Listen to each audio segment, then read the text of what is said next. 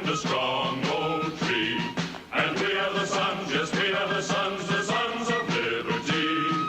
March along with the fight. We all need to prepare ourselves. You might have the food, water, gold, and silver, but ask yourself, are you truly prepared? That's why you need to visit MaineMilitary.com. MaineMilitary.com carries everything you need. Gas masks, fire starter kits, high-capacity magazines, chemical suits, military surplus items, and much more. Do you own a firearm? MaineMilitary.com has a large selection of pistols and rifles suited for your needs. Are your local stores sold out of ammunition? Call or visit them today for prices on hard-to-find ammo and bulk ammo orders. You don't need to worry about having a military surplus store in your area because MaineMilitary.com is the only store you'll ever need, all from the comfort of your computer. Visit them online today at MaineMilitary.com. That's Maine, like the state, military.com. Liberty's Guardian, Guns and Ammunition, a family-owned business located in the heart of Ohio's hunting country. Let us help you find the right shotgun or rifle for you. Or if you're looking for a pistol or concealed carry, we have a nice selection of compact and subcompact pistols for that too. Check out our website at www.libertiesguardian.com. That website again is www.libertiesguardian.com. Go to the website and check out our selection today. Join Mark and Don for Weapons Wednesday, where you'll learn how to use everything from your bare hands to your average AR-15. The 12-gauge autoloader. Sure. The 45 long slide. Yep. With laser sighting. You betcha. The Uzi 9mm. Yes, sir. Phased plasma rifle in a 40-watt range. What are you, crazy? Wrong. Okay. They'll talk about that too. So whatever question you have about whatever weapon you have, call Mark and Don on Weapons Wednesday. And remember, your mind is your first best weapon.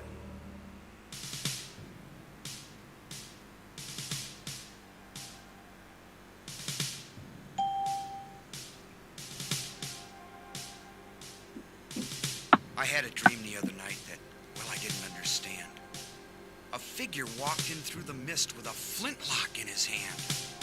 His clothes were torn and dirty as he stood there by my bed.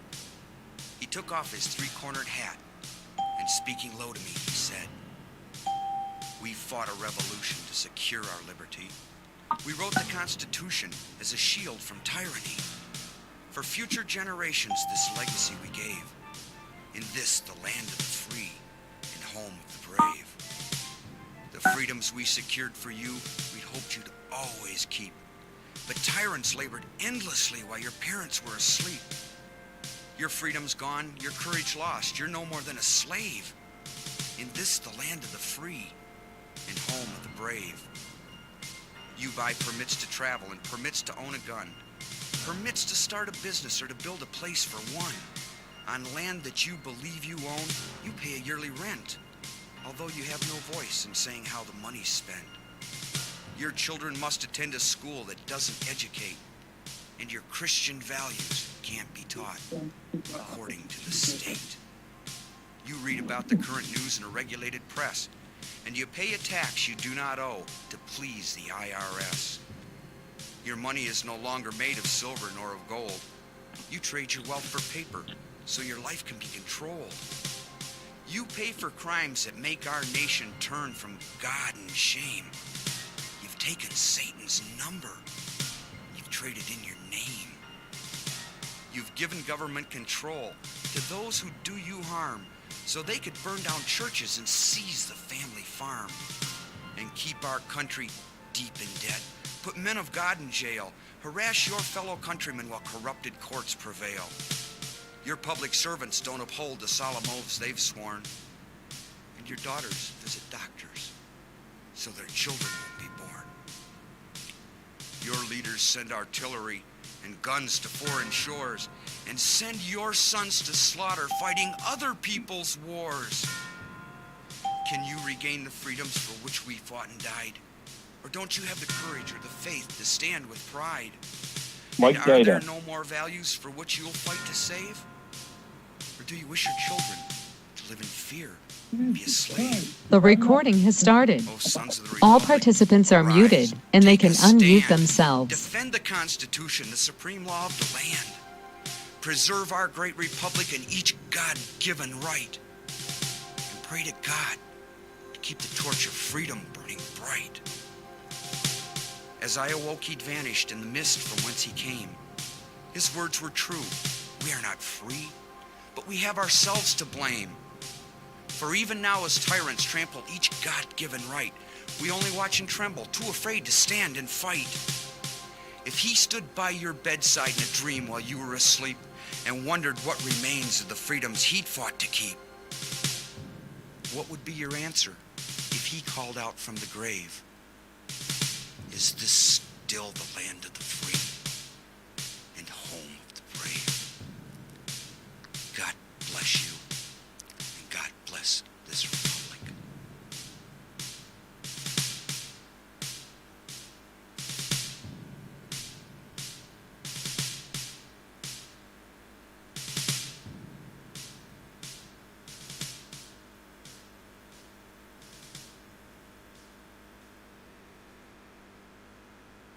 Remember your training, and you will come back alive. Good afternoon, ladies and gentlemen. This is the first hour of the afternoon intelligence report. I'm Eric Hornke.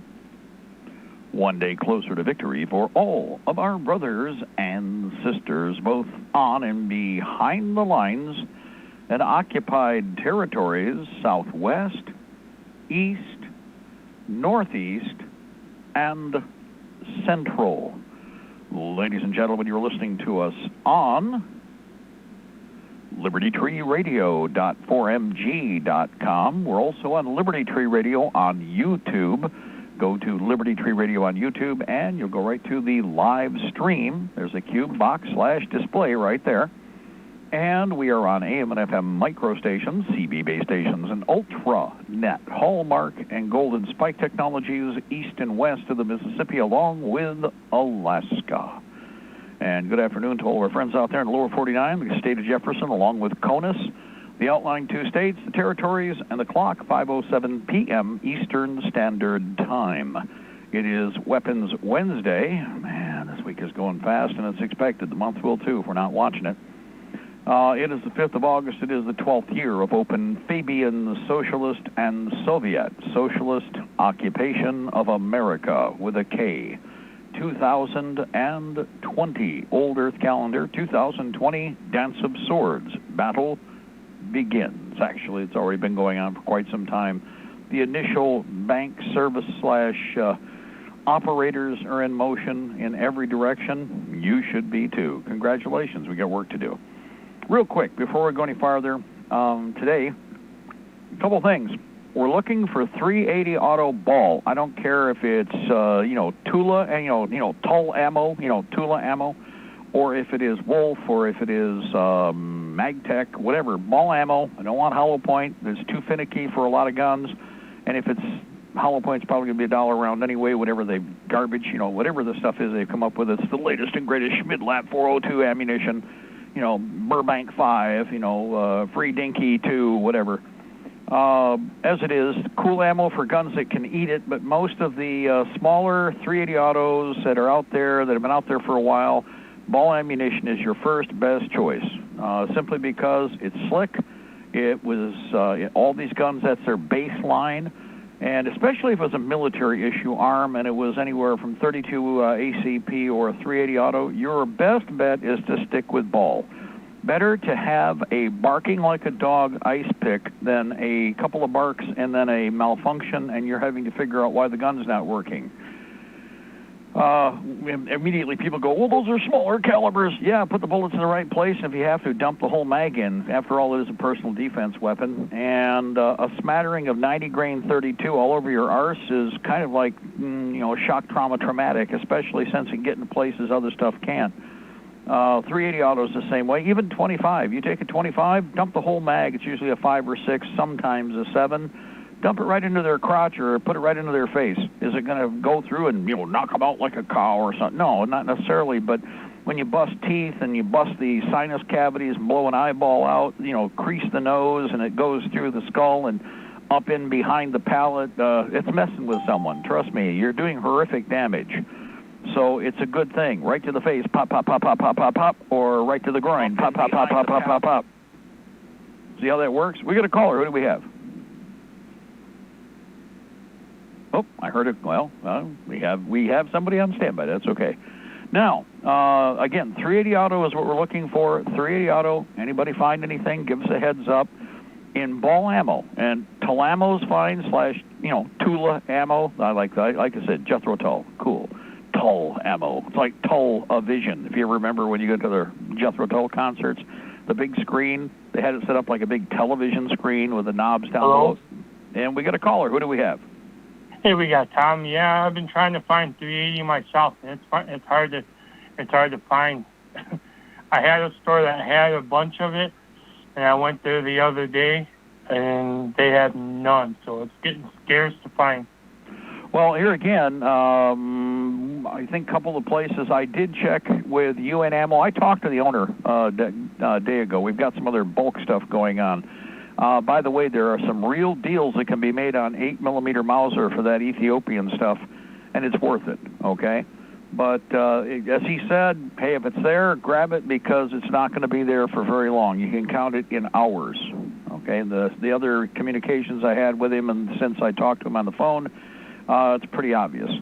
So if you do keep an eye on UN Ammo and you see it, buy it. Now, most likely, I think what he was saying, I kind of asked, what about MagTech? Well, they are just down the road, but MagTech is cranking out everything, and really what they've done, they've gone through so many projectiles, guys. Ball, like I told you, is the base, that they're now starting to eat up at the production end any kind of 40 caliber or 9mm projectile that is probably going to be a hollow point, soft point, semi-jacketed. In other words, if you're not familiar with those, like on the carbine, they did that with a bunch of 38 and 9mm projectiles too. It's actually a copper cup sleeve. They're loading everything. They are now probably eaten up, with the exception of what just now is coming off the bullet production line, ka-chunk, ka-chunk, ka-chunk, ka-chunk, ka-chunk. But what he's saying is that as soon as they get the bullets are going to the manufacturers unless somebody has an order for reloaders buy bullets too. If they've got a priority, picking order for, say, 500,000 or 20,000 projectiles for a certain company, that's going to go to whoever's next in line instead of, say, Spear or whoever else. Well, Spear's one probably making them, and Hornady too. But whoever it is that's in line making loaded ammunition, they're just going to have to wait till the next batch comes out. So what's happening is they're going into the dusty warehouses. And whatever projectiles are out there, this is why, like what you saw with shot shell, you're going to see this with a lot of what are recognizable factory names that are American, smaller, mid-American, but they're going to be a bunch of odd loads you haven't seen before. And that's because they're going to the dusty corners, not just for the loaded ammo. They're going to the dusty corners for the components. Then they're putting them together, and they're making brand new ammo with inventory that they've got. So that's why you're seeing some of this 380 auto or 32 auto that was in this cart mouth hollow point load. Somebody asked me about it. I've never seen this manufacturer. Well, I asked him. He said that's because that manufacturer didn't exist until about 2 weeks ago. One of the companies just made a new fake name, put a new production line in order, I guess, a little sidebar order, and they're doing small calibers, but they're doing it in whatever just happens to be available projectile-wise. So that's one of the things you're going to watch for. We've mentioned this many times. Like, Tom, if you have that 380 auto, again, ball ammo or round nose soft point. The problem with hollow point, and this is, some of you have already probably experienced this, and by the way, this is true even with a 1911. Depending on whether or not your gun's been polished, ramped, throated, whatever, the problem is that with some of this ammo, it has a wide taper. In other words, to make it a big hollow point, they've actually shallowed the sidewall taper. And because of this, every once in a while, you can have a pitch or a push to the base of the cartridge that will push the nose forward slightly, and what will happen is the hollow point will gouge into or will lock onto the feed ramp. Okay? So hold on there. I just looked on UN Ammo, and the 380 is gone. Okay. Well, that's expected. It's like you said. As soon as they're getting it in, it's going out, but they will have more in, so that's one you got to keep watching. And anybody else out there has got any ideas, jump in, because we've got a whole list of people looking for 380 auto. I expected this. Remember when the big push, not the last time, but the time before that happened, 380 auto lasted a little longer because nobody had that much of it. But then once everybody realized nobody had any 9mm, everybody was grabbing whatever they could, and the 380 was completely consumed. Well, the last time we had the big rush, the 380 auto was one of the first to disappear. Gone. Because they did have a backlog the first time around, but the second time around, no, they didn't build up the backlog because they prioritize what they're going to build, in the regular lines, both in projectiles for the company that do bullets and for the loading companies who have a schedule for building ammunition, guys. They can only run a machine so long, and they can only do the stamping so much. And guess what? It's 24 hours. They only have 24 hours, just like you only have 24 hours. They can't tack more hours onto the end of the day and make more stuff. They're limited. It's finite, no matter how hard. That's why we want more production up, and that's why we're trying to get micro manufacturing en masse ready to go, because the other side knows this too. I've told you before, they'll walk to certain warehouses, roll the door shut, you won't get anything out of it ever again. We need to get it, A, out of the gun stores and off the shelves. I don't have a problem with the ammunition being exhausted the way it is, but I've talked about this many times about buying it when it was cheap and when it was available, so that you don't get caught flat-footed and find out, oh, I needed to do this. Now, I even have a few calibers I should have more of. The good thing is they're such oddballs that I can get them. And they're unique, and I would carry the weapons in a heartbeat as primaries, and probably will at a given point. But they are unique. I won't say any more because I don't want to say any more until I get what I want. But now I want to switch to another subject here real quick, which is another caliber, 30 carbine. Now, there are two calibers in semi-automatic weapons that we know there's a ton of out there.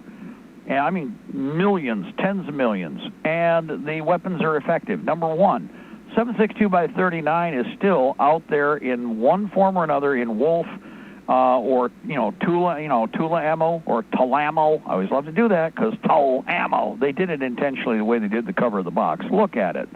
It's Tula and Tula ammo. No, look, TUL, and they overlapped and made the A dual purpose, so it kind of goes, Tulamo. It's like you're from New Jersey. Tulamo. I got some Tulamo ammo. Well, the cool thing is there is some, Tula ammo available in the 1,000-round box. Full metal jacket, $295, postage paid. That includes shipping at ammoman.com, but they're not the only ones. I'm using that as an example. You can still get 7.62 by 39, and if you can, buy it. Until it's gone, till it's all gone. 7.62 by 39 hollow point is out there too by Tula ammo, and it's the 122 grain. In fact, both of them are 122 grain.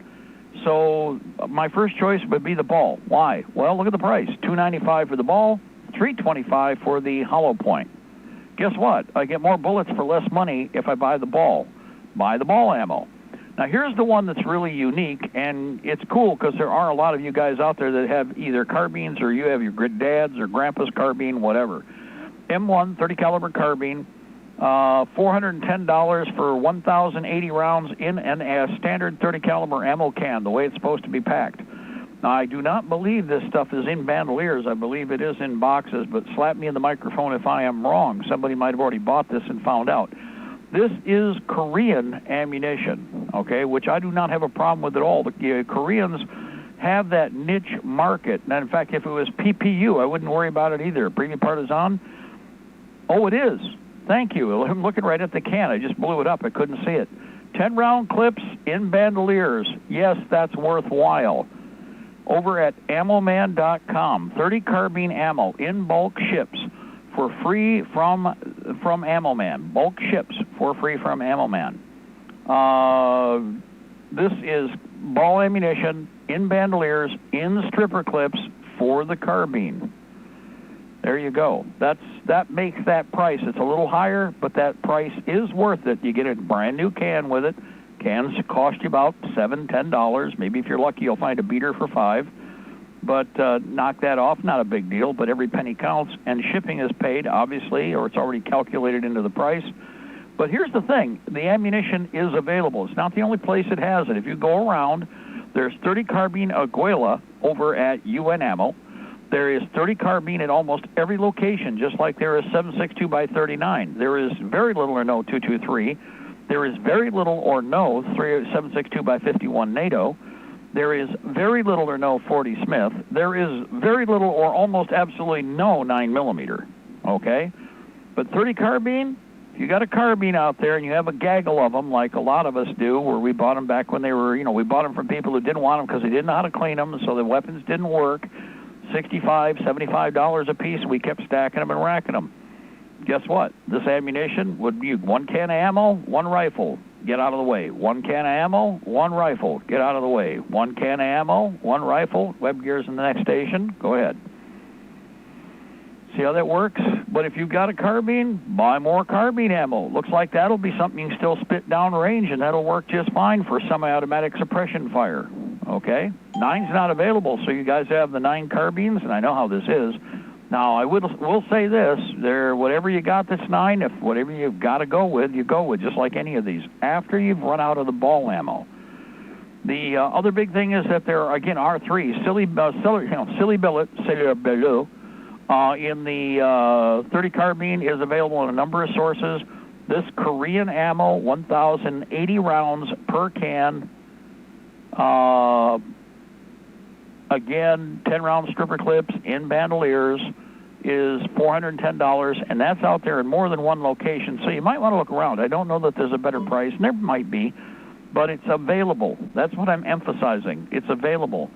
And if you're looking at putting a carbine, or if you got weapons and you're looking for semi-autos to put into service, if you can't buy 5.56 and it's expensive anyway, use the cheaper by 10 cents or 20 cents. Look at the price of the carbine ammo. It's cheaper to suppress with the carbines and then stay focused with accuracy with the weapons you may be limited in ammunition for. See how that works? For the longest time, I told you to buy all the 9mm you could for that reason, because it's a good suppression deception round. Well, fire on the guys and keep them suppressed with the and they hear those 9mm chattering off, and they're thinking, oh, they don't have anything big. And you keep and you return fire with. And when you start taking fire, don't take any risk, but return once in a while with some 9mm. Then when they pop up and figure they're safe, their body armor is going to stop whatever you got. Then you hammer them with the 308s, the 06s, the 8mm, and the 50 cal. Make them think. It's like using the 22s the same way. All they got are 22s. Yeah, I don't want to get shot by it, but I got armor. Blah, blah. And of course they pop out, or they feel hefty, and that's when you can start cutting their legs off, or blowing their crotches out with the heavy caliber stuff. That's how it works, kids. Remember, make them feel good about thinking they can fight you, and then put them down. So, other things, let's see, 30 cal. I want to really mention that because it's everybody. Everybody seems to have some 30 caliber carbine. May not all be the same manufacturer, but it is all ball military ammo, be it silly billet, Korea stand / South Korea, or for that matter, Aguila, which is Remington of Mexico. Now, I was told that, by the way, little heads up on that too. I talked to 3 of the manufacturers and importers. Everybody said the same thing. Mexico is selling nothing. Mexican manufacturer, 100% is going to the Mexican military right now. 100%. They have nothing they can offer. There's nothing coming out of the plant that is going to go to anybody other than the Mexican military, period. That's it. Should be a little heads up for everybody with regard to supply and support, okay? And in fact, pretty much Aguila, that 30 caliber carbine Aguila is all that really has been available, and it's probably not going to be coming in after that stuff's gone by what everybody said. There will not be any replacement Aguila ammo simply because they don't need to sell it to us gringos up north. The Mexican military is buying everything, okay? They're buying all brand new production. Anything and everything is being made for them in Mexico. So that's how it works. Oh, let's see. Next, and everybody, of course, immediately, well, Mark, what would you get in 7.62 by 39? Okay, for, Jen, and also, hold on, I got another request here, same thing, I think. Yeah, what would I use the 7.62 by 39? Yes, it's the most affordable still, if it's available. If, and I got to say this, Palmetto State Armory is one of the companies that has had SKSs still in stock. I understand there's some Yugo 66s that might be available from one of the Ohio companies. So you're going to have to do a search, but right now, over the counter in a quickie from one of the regular retailers, Palmetto State Armory. Yeah, they do all those kits and everything, which are now twice as expensive as they were before, if you recall. PalmettoStateArmory.com. And again, when you get over there, search SKS rifle, even though it is the SKS carbine, I know. SKS rifle, and every day we got to check, so I'm doing it on the air here while you're listening. SKS rifle, we'll see if they have them in stock. If they do, I'd recommend getting an SKS and then get yourself a pile of 7.62 by 39 for the best price. That's what you need to do. And if you run into any, this doesn't look good. Well, that's all she wrote for them. Okay, they're done. At this point in time, forgive me, there are no more SKSs over at Palmetto State Armory. They're gone. And they're gone. Okay. So do a search. If anybody, in fact, here's another thing you want to help out today. Do a search for SKS rifle or SKS carbines available from anyone. I don't care who it is. 350 is basically what we're looking at. Now, Palmetto is sold out, which wouldn't surprise me, like I told you. If you're looking at guns, the 7.62 by 39 is available, and where 223, and it's half the price of 223. I get the same basic performance. I get better penetration with 7.62 by 39. It's a good utility round. There's tons of it out there. If you got an AK, if you want to spend the money on an AK, you'll spend about the same on an AK, maybe a little less, maybe a little more, than you do on an AR-15. So it's a toss-up there. But the availability of ammunition, this is the bad part about these things. On the one hand, in the long haul, 5.56 is going to be coming at us, and we're, in one form or another, we're going to, take it off APCs, depots, forward stations, enemy corpses, whatever. So 5.56 would be out there. But everybody's looking for it because we have these massive quantities. We've addressed this before. Magazines are medium price. AK mags are medium price right now, too. So the magazines are really nothing to brag about, but they're not expensive in either camp. They're average. Ammunition, though, is where you win with the 7.62 by 39. Right now, you got twice the bang for the buck. It's 60, 70 cents a round, or 65 cents a round, or 60 cents a round, 61, 62 for 5.56. It's 30 cents or less a round for 7.62 by 39. You can get 2 bullets for the price of 1. That's two enemy corpses down for the price of 1 enemy corpse down the other way. Just think of it that way. Or if you're looking at suppression fire, again, you can pull the trigger twice for the price of 1 of the others. So what's the advantage? Ammunition right now, still, for the moment. Not this too will change. It's like the planet spinning off into the galaxy. Remember Patton talking about his opportunity to go all the way to Berlin? Even as I speak, this is changing. Well, even as I speak, and even as we type, and even as you search, things are changing. So, for the time being, the last of the big, I won't say big, of the medium calibers, light calibers. If you're looking at light rifle, carbine, it would be like 9mm 40 caliber, 45 ACP, 223, 5.56. Slash 5.45 by 39, which, by the way, is available and is still cheaper than 223 also. But there's no cheap or inexpensive 5.45 guns anywhere. Even in the last couple of months before everybody started to really jump on this, the 5.45 guns have been staying, hovering between $750 and $1,000. So the ammunition's reasonable, but the rifles, I won't say it's unobtainium, but it's more expensive. Now, these are all formula issues that have to be dealt with when it comes to how can I arm more people. Now, I'm going to switch to something else. Again, I'm going to another category. 8mm Mauser, I mentioned it earlier. You can make a very good bulk deal with UN ammo on 8mm Ethiopian. It's corrosive. It is Berdam Prime, but it is brass case. It is serviceable ammunition, but if you want to make a case, in fact, the case that they list is not a full case of ammo. It's actually larger. So you want to call them and tell them you want the full 5-sleeve case. You're going to get a more expensive price in terms of the actual outlay, but you're going to get a full, true case of that ammunition, okay? The other consideration is by the pallet, where then you're going to be truck shipped, but 8mm, that 8mm Ethiopian is now the cheapest and most affordable main battle rifle cartridge on the shelf. Now, again, we told you before, months ago, for the last couple of years, we've chattered out when the 7.62x51 NATO cheapie stuff that's still very serviceable came in. The 5.56, 7.62x39. Mostly, again, the MBR calibers are, what we're talking about now, big calibers. So 5.56 and 2, / 30 Russian, those are all down below. Those are light rifle, middle rifle calibers.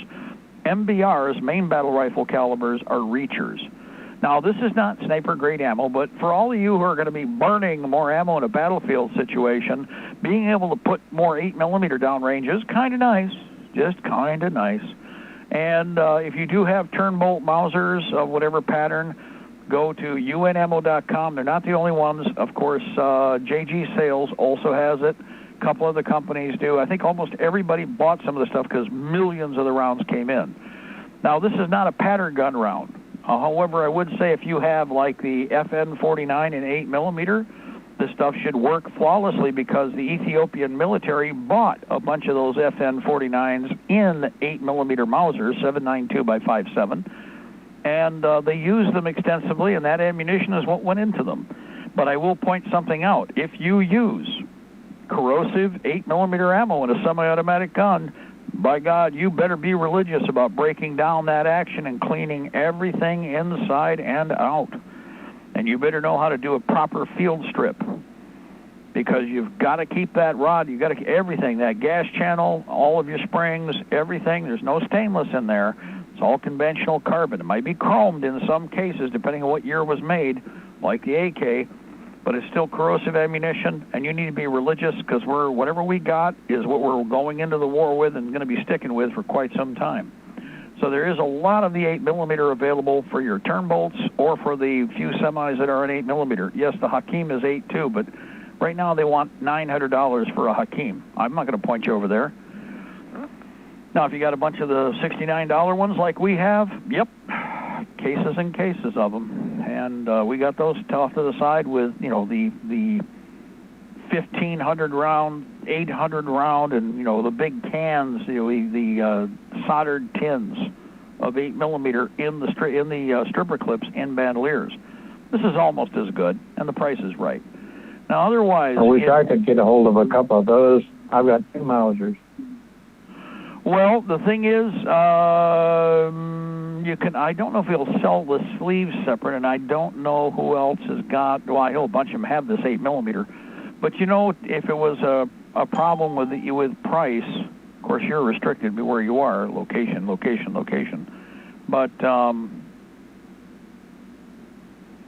I don't know if anybody's selling just the one sleeve separate by itself. Ammo Man, if they have it, might, and I haven't looked there yet. I haven't looked up to see if the Ethiopian showed up on their dock or not.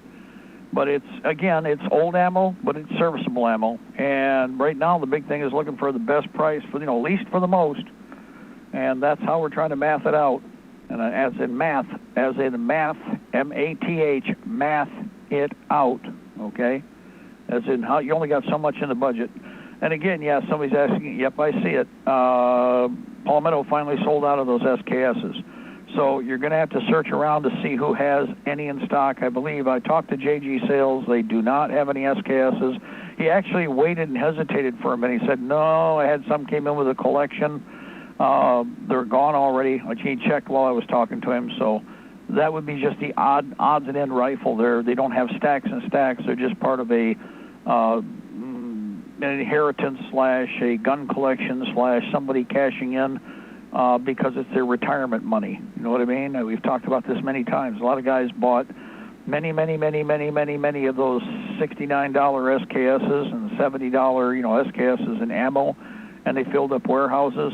And a lot of them worked for GM and Ford and Chrysler. And GM, Ford, and Chrysler screwed everybody out of first their medical, and then they cut their retirement in half and screwed them out of their retirement. I know, because a lot of Nancy's family were working for GM at one time, and we know exactly what happened when it happened. Well, a lot of those guys bought pallets and pallets of weapons instead of, just piddling their money away on video games, and that's their retirement money now. And so they're selling an SKS for $160 or $180 or $200, which is way below the price that, you're paying for over the counter right now. But they're getting 3 times their investment back. So they really can't complain. If they're selling it even for $300, it's a good price because the rifles they're selling are unissued SKSs from China. One of the gentlemen here, I can say this much, one of the guys that has 3 warehouses up in the middle of the state, I've told you before, if you got a pocket knife, you have to have a pocket knife to give to him, a custom collectible pocket knife of some kind. That's the fee to get into the door. You got to be militia. And when you go in, you can buy ammunition, and no, it's not 5 cents a round like when he bought it. It's, now 22, 21, 17 cents a round, depending on what it is. And you're still getting a great price, and he's making 3 times, 4 times what he paid for it. And we're still probably paying half what we would outside there. Exactly. So everybody's happy. It's a good trade. Well, he has SKSs, and he bought crates of them. And I know that he gave a hell of a deal to one of the militia units here in southern side of Jackson. He sold them 60 rifles, 30 rifles to a crate at $132 a rifle, and these are serial numbered matching one after another in the crate, the ones that came in the early 90s. So everybody's happy. He made twice what he did. He knows they're going to a fighting unit. Everybody got what they wanted. They bought I think a pallet and a half of ammo to go with it, and half of that, not all of it, because he won't give you a whole pile of everything because he's trying to make it spread out. Half of that was SKS ammunition on stripper clips.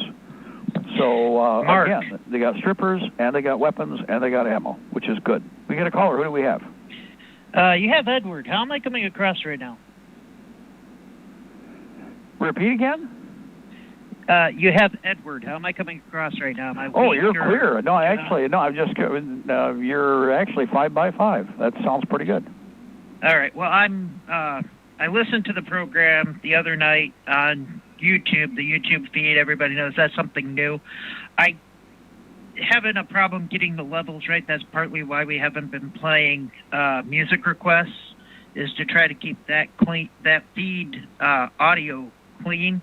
And I know I've had an overmodulated mic over there. Several people have told me about it. I'm added another piece of technology, and I need some feedback. I'm in the Yahoo chat, not the Yahoo, the YouTube chat. So if anybody can tell me how this sounds over there on that feed, because I know it's coming across clear to the conference line.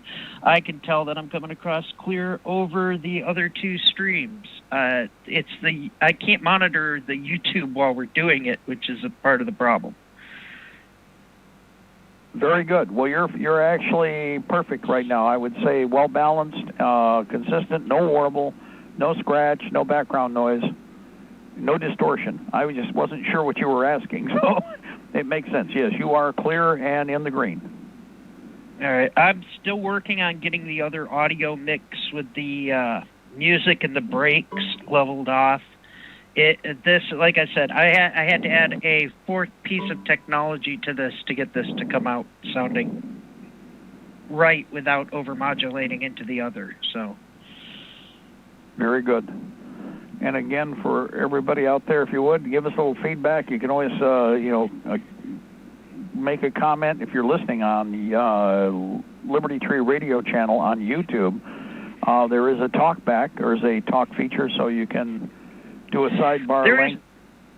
There is a chat feature that is over there. I am more of the time over in Discord where I can see it. Dad, I don't know how often you're looking at that chat window, but if you're trying to get my attention, it's better to send me a message in Discord directly, which I've been made aware of. There is a problem with that with a couple of people who've tried to directly message me, and it's blocking them for some reason. That's not on my end. That's on Discord. I've tried to message you guys back, and I'm blocked from chatting with you, too. I'm working on that. It's another bug that we're trying to work out. But right now I am over there. I'm Libertytreeradio in that chat, guys. That's not Mark. I know a couple of directions over there were directed at you, Dad, and I don't know if you can see that, but I'll digress. I'll step away. I just wanted to check and also let people know that we are working on it. Very good. And for everybody out there, again, Liberty Tree Radio on YouTube. And when you get there, there is a comment section. You can post comments there. You can, again, also give it a thumbs up while you're at it and share. In fact, I'll tell you what, you want to listen. For those of you that are listening, they're on Facebook. Do me a favor and share the last 3 programs that are listed there over on my Mark Kornke channel. You want to help out? That's something you can do. Make a point, if you would. I don't care who it is, and in fact, if it's already there, I want you to share it, even if somebody else has. If you guys would, please take, the last 3 days or 4 if you want, and share them over to my Facebook Mark Kornke page, over on Facebook. If you're a Facebook listener, a lot of you guys have, found us from Facebook, and post it on my page for me over on Facebook.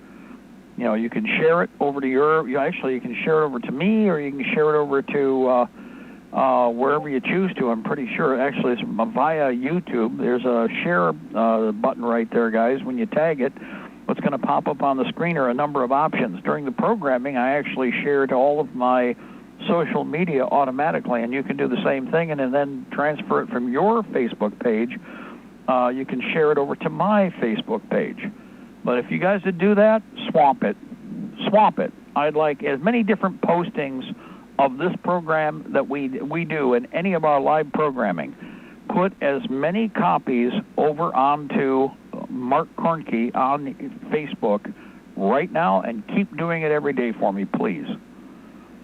That would help a lot. It really does. Saturation, guys. Remember, we need saturation. Let's see, I want to do one other thing here real quick. Well, we got enough time. We got 20 minutes. Now we got that. 17 minutes, forgive me. Over at CDN Investments, ammunition, they've got shot shells, but not much of anything else, and it's up and down. And every day it'll change, so you do need to spot check all of the different providers. However, I ran into this question today because somebody was looking for a pistol, and really as much as anything, it's the ammunition issue. Now, I've told you many times about a couple neat little solutions that can be had in the event that you are having a hard time finding ammo, and down the road it'd be like a survival game right now. You might run into 40 caliber one day or 9mm the other. So here's an idea. If you go over to cdnnsports.com and then go to their emails special section, I'm going to point something out that I have before. But I went over to the gun brokers and all the other, and I just did a quick scan, and the FNS 9, okay, FNS, it's a Fabrique Nationale Herstal pistol is what it is, but it's the FNS. Now, you can find them for under $400, and in fact, I found about 6 or 7 easily, and I know there's many, many, many, many more, of these FNSs out there, or the FNS, whatever it is, -1 or -2, the one with the longer slide, out there for under $300. Now, that's in the box, in the FN box original, with 2 mags, typically, and the whole gun for about $300. Now, the top end, $400, which is still not bad considering it's an FN pistol. Now, FN has had some issues with certain guns, and this particular one, what's most important is that there are a bunch of goodies over at CDN Sports. Number one, I would buy, if I were you listening, I'd buy the FNS 9mm, not the 40. Buy the 9. Buy the 9mm. Okay, now here's why. Then I would take another little wad of money, and I'd buy the FNS 40 Smith & Wesson 9mm or 40 complete lower parts kit, like new, for $40. That's every part that could possibly go wrong, and even though it might not, my God, for $40 you have parts you don't have to search for, you don't have to try and figure out where are they, how can I find them. You already got them, they're right there. Okay, so there's one item. Now, here's the thing. They have two other package solutions. If you got the FNS, that is in the standard slide. I think it's a 4-inch or whatever barrel, 3.5, 4-inch. It's a nice little, it's not a chubby stubby, but it's a typical, stash gun.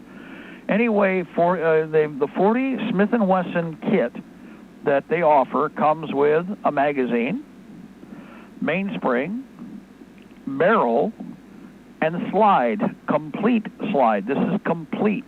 In fact, if you buy the slide barrel magazine package with the spring, you get a carry box with it, which is kind of cool because it gives you a spare parts box.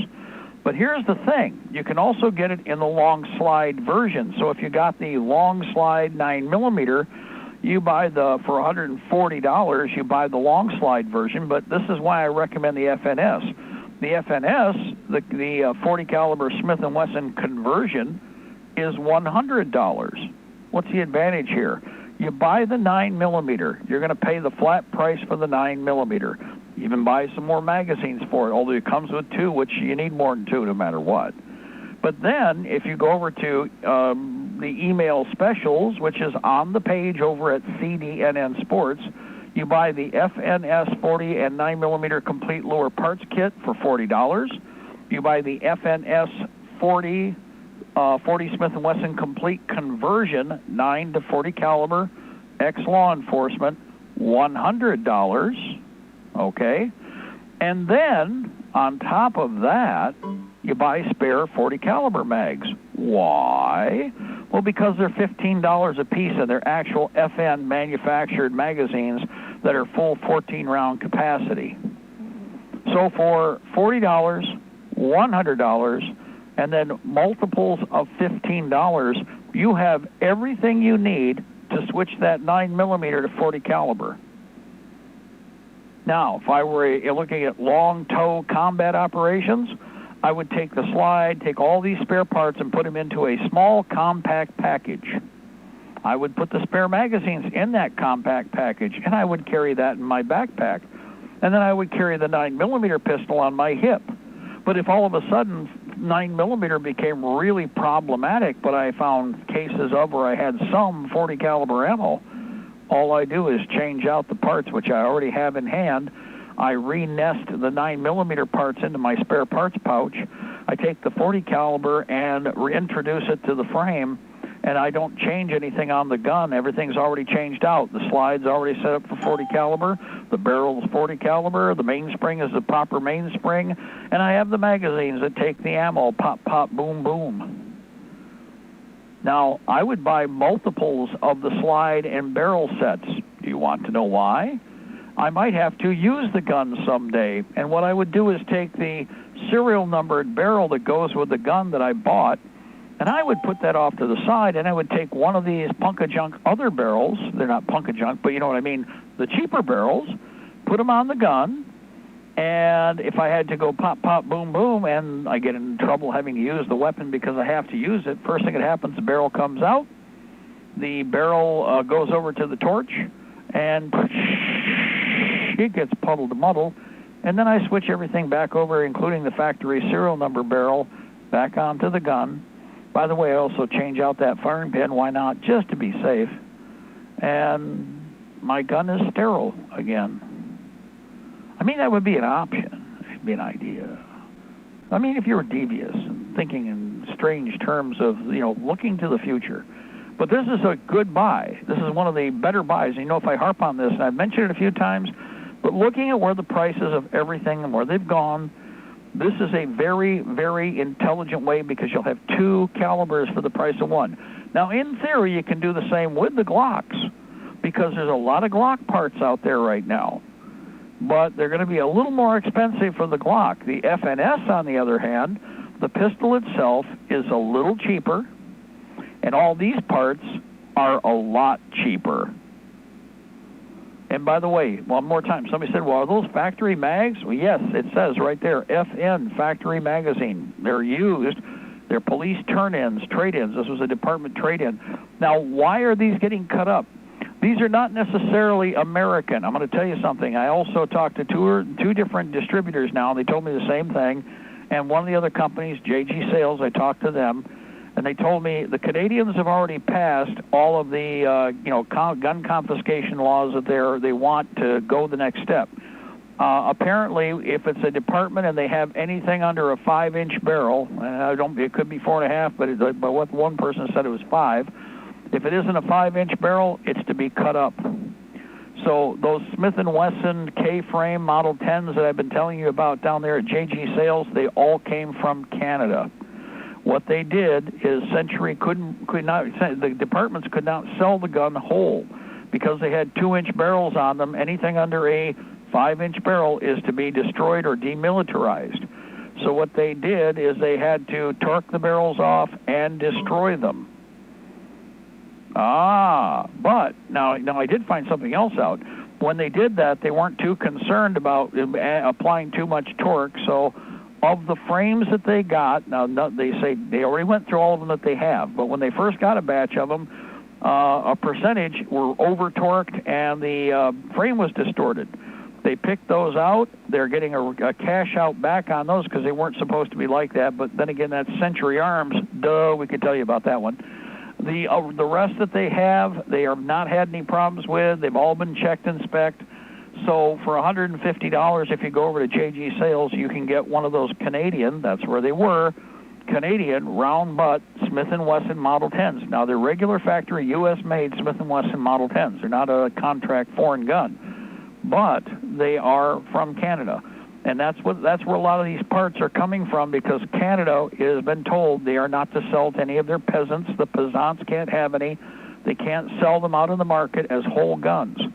But what they are doing is parting them out. They're destroying the control item. Or the other way to render them inoperative is to destroy the barrels. So with the revolvers, what they did, they torqued the barrels off and they fried the barrels, leaving the frame and everything. The timing is good. The other than the fact they've got the holster wear, which is typical. Those Model 10s at JG Sales are cool. These FNS kits, police trade-ins, we know, pretty good idea now. And I would be curious, because you get a carry box with those. There may even be some information in the carry box about the department and origin. Just something to think about, because it is a nice control box. Those are a great way to keep all your mags and your conversion kit.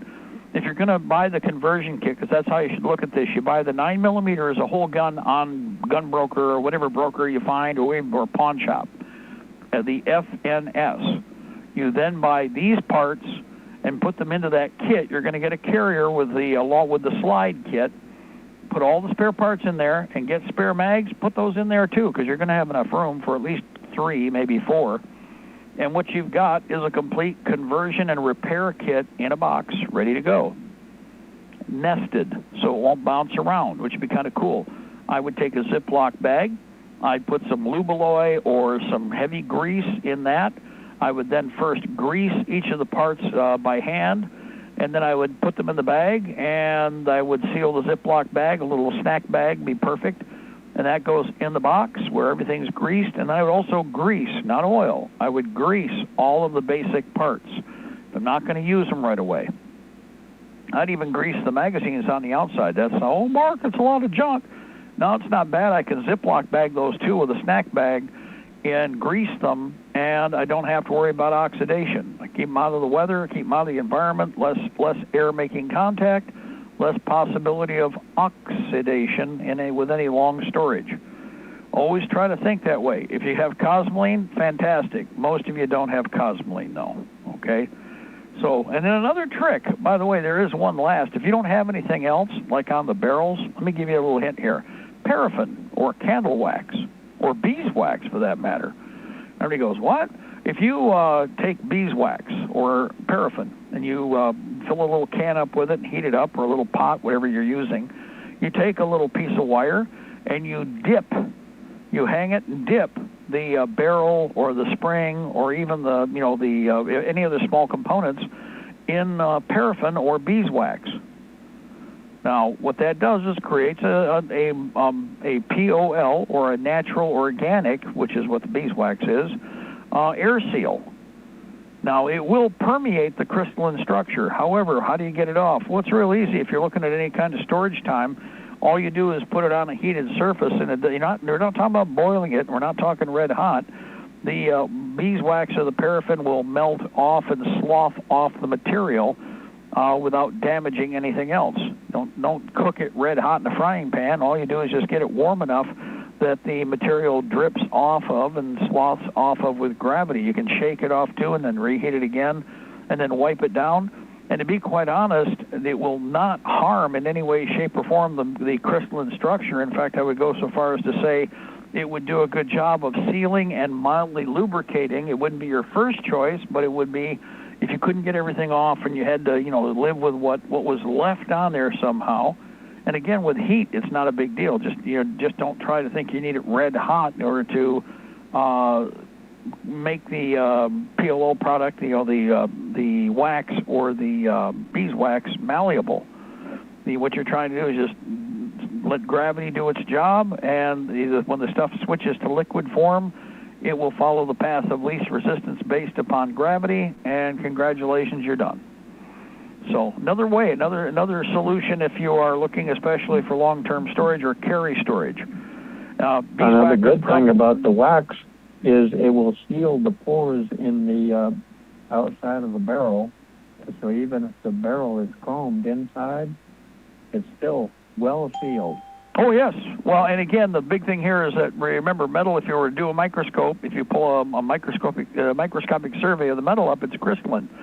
And the waxes or the beeswax or the paraffin would actually permeate into the crystalline structure. Now, when you heat it, most of it's probably going to slough out, but there'd still be a small amount there.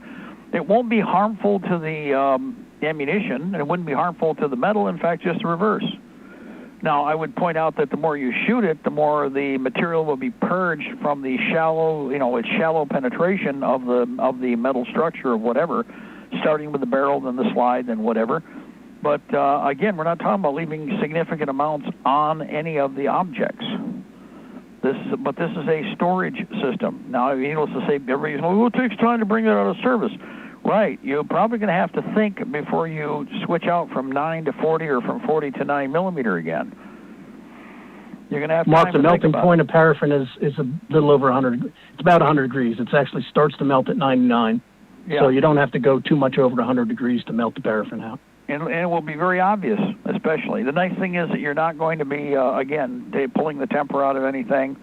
And this is just one solution. Basically, I've never looked at the Cosmoline formula, but obviously it's Cosmoline, okay, which is one of the enes of the petroleum product family. And I'd be willing to bet that there is a paraffin component because there is paraffin or the equivalent to one of the other, one of the other enes is paraffin. What happens is they pick another one up or down the cracking line, and it creates that paste bond element. They infuse other higher oils.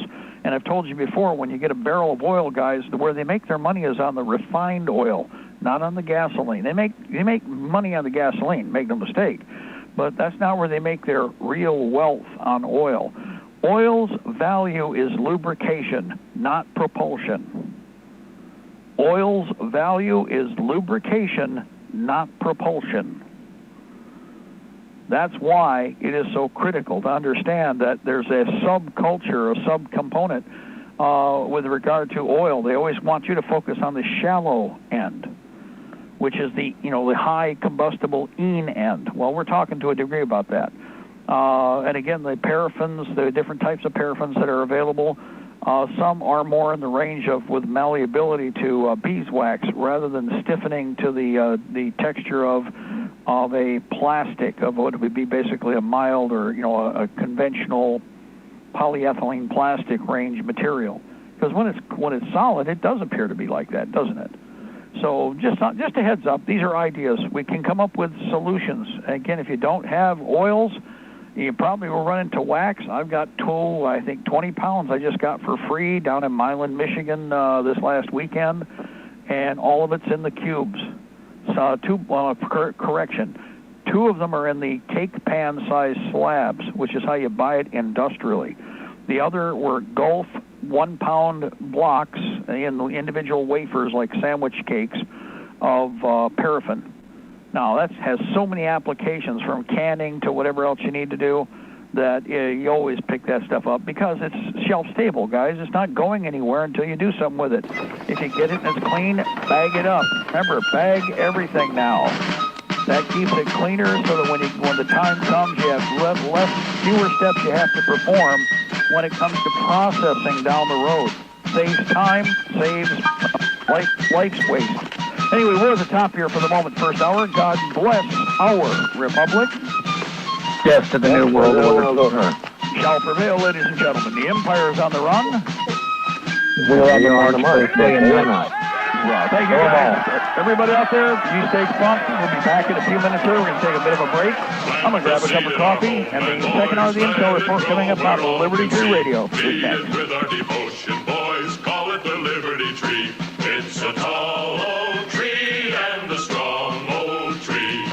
And we are the sons, yes, we are the sons of liberty. Saved it from the storm, boys, water down its roots with tea. And the sun will always shine on the old Liberty Tree. It's a tall old tree and a strong old tree. And we are the sons, yes, we are the sons of liberty. March along with the piper, boys, we were born forever free. Let's go pay the piper, boys, beneath the Liberty Tree. It's a tall old tree and a strong old tree. And we are the sons, yes, we are the sons of liberty. Pay the price they're asking, boys, always pay the tyrant's fee. Never give up the struggle, boys, fight for the Liberty Tree. It's a tall old tree and a strong old tree. And we are the sons, yes, we are the sons of liberty. Stand for the rights of man, boys, stand against all tyranny. Hang the lance of freedom, boys, high on the Liberty Tree. It's a tall old tree and a strong old tree. And we are the sons, yes, we are the sons of liberty. It will grow as we grow, boys, it will be as strong as we. We must cling to our faith, boys, faith in the Liberty Tree. It's a tall old tree and a strong old tree. And we are the sons, yes, we are the sons of liberty.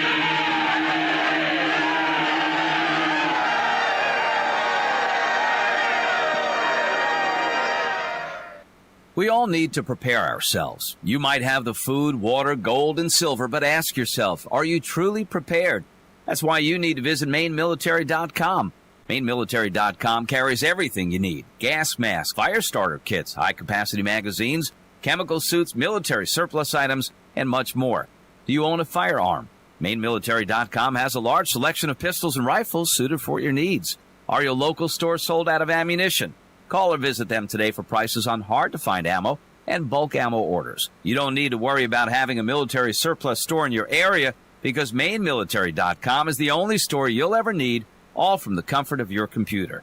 Visit them online today at MaineMilitary.com. That's Maine, like the state, military.com. Liberty's Guardian, Guns and Ammunition, a family-owned business located in the heart of Ohio's hunting country. Let us help you find the right shotgun or rifle for you. Or if you're looking for a pistol or concealed carry, we have a nice selection of compact and subcompact pistols for that too. Check out our website at www.libertiesguardian.com. That website again is www.libertiesguardian.com. Go to the website and check out our selection today.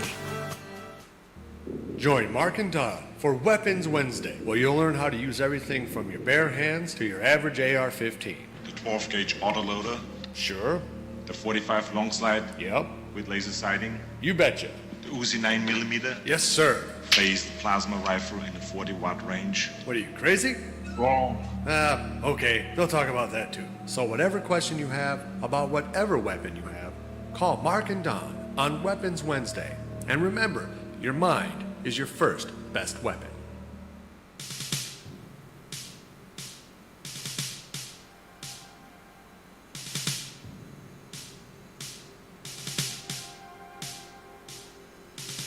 I had a dream the other night that, well, I didn't understand. A figure walked in through the mist with a flintlock in his hand. His clothes were torn and dirty as he stood there by my bed. He took off his three-cornered hat, and speaking low to me, he said, "We fought a revolution to secure our liberty. We wrote the Constitution as a shield from tyranny. For future generations, this legacy we gave. In this, the land of the free and home of the brave. The freedoms we secured for you, we'd hoped you'd always keep. But tyrants labored endlessly while your parents were asleep. Your freedom's gone, your courage lost. You're no more than a slave. In this, the land of the free and home of the brave. You buy permits to travel and permits to own a gun, permits to start a business or to build a place for one. On land that you believe you own, you pay a yearly rent, although you have no voice in saying how the money's spent. Your children must attend a school that doesn't educate, and your Christian values can't be taught according to the state. You read about the current news in a regulated press, and you pay a tax you do not owe to please the IRS. Your money is no longer made of silver nor of gold. You trade your wealth for paper so your life can be controlled. You pay for crimes that make our nation turn from God and shame. You've taken Satan's number. You've traded in your name. You've given government control to those who do you harm so they could burn down churches and seize the family farm and keep our country deep in debt, put men of God in jail, harass your fellow countrymen while corrupted courts prevail. Your public servants don't uphold the solemn oaths they've sworn, and your daughters visit doctors so their children won't be born. Your leaders send artillery and guns to foreign shores and send your sons to slaughter fighting other people's wars. Can you regain the freedoms for which we fought and died? Or don't you have the courage or the faith to stand with pride? And are there no more values for which you will fight to save? Or do you wish your children to live in fear and be a slave? O sons of the Republic, arise, take a stand. Defend the Constitution, the supreme law of the land. Preserve our great republic and each God-given right. And pray to God to keep the torch of freedom burning bright. As I awoke, he'd vanished in the mist from whence he came. His words were true. We are not free, but we have ourselves to blame. For even now as tyrants trample each God-given right, we only watch and tremble, too afraid to stand and fight. If he stood by your bedside in a dream while you were asleep and wondered what remains of the freedoms he'd fought to keep, what would be your answer if he called out from the grave? Is this still the land of the free and home of the brave? God bless you, and God bless this republic.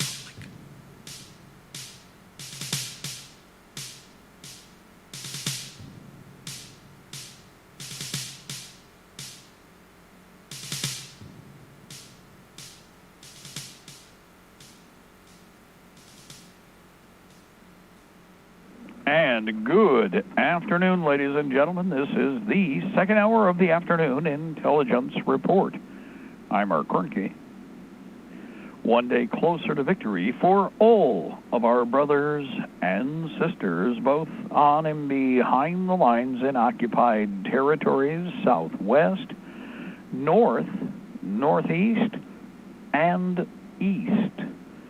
Ladies and gentlemen, you were listening to us on Libertytreeradio.4mg.com. Libertytreeradio.4mg.com, of course, in reflector form with other friends that have, that's kind of interesting, one or two of them, I guess you include the address and then have a subcategory. I don't know what system you're using, but there apparently is a subcode. Appreciate that. I want to say thanks to Brett for giving me a heads up there. We're also on Liberty Tree Radio on YouTube. And we are on AM and FM micro stations, AM and FM conventional stations, CB base stations, and Ultranet, Hallmark, and Golden Spike Technologies, east and west of the Mississippi, along with Alaska. Good afternoon and or evening to all of our friends around the whole 24-hour clock. Today's date, well, first of all, it's Weapons Wednesday. It is the 5th of August. It is the 12th year of Open Fabian Socialist and Soviet Socialist Occupation of America with a K. And it is Weapons Wednesday. We've been talking about options. The big spinners where you can go real quick, Sportsman's Guide, classic firearms, etc. Yeah, the pickings are slim with regard to what all's out there in terms of centerfire rifles, and especially in any kind of AK that you might be looking for. The average ambient for Century Arm AKs in 7.62x39 is about $900. $856 to up to $1,000 for an AK, and that's Century. Remember, Century Arms International, also known as CIA. Century Arms is okay some days, and other days it seems like they forgot where the hell the wrenches were.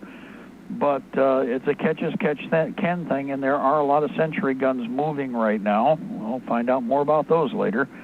But there are a number of Romanian, Hungarian knockoffs, both stamped and forged receivers, or billet receivers. So you can find a little bit of everything posted out and about. I've already done a lot of searching, and like I said, 800 is the baseline, and these are Century guns, okay, which really gets me. But again, there are some ARs. It's a smatter of those. The problem is, again, ammunition. The AK, if you can find the SKSs first, that would be your first, probably best choice price-wise.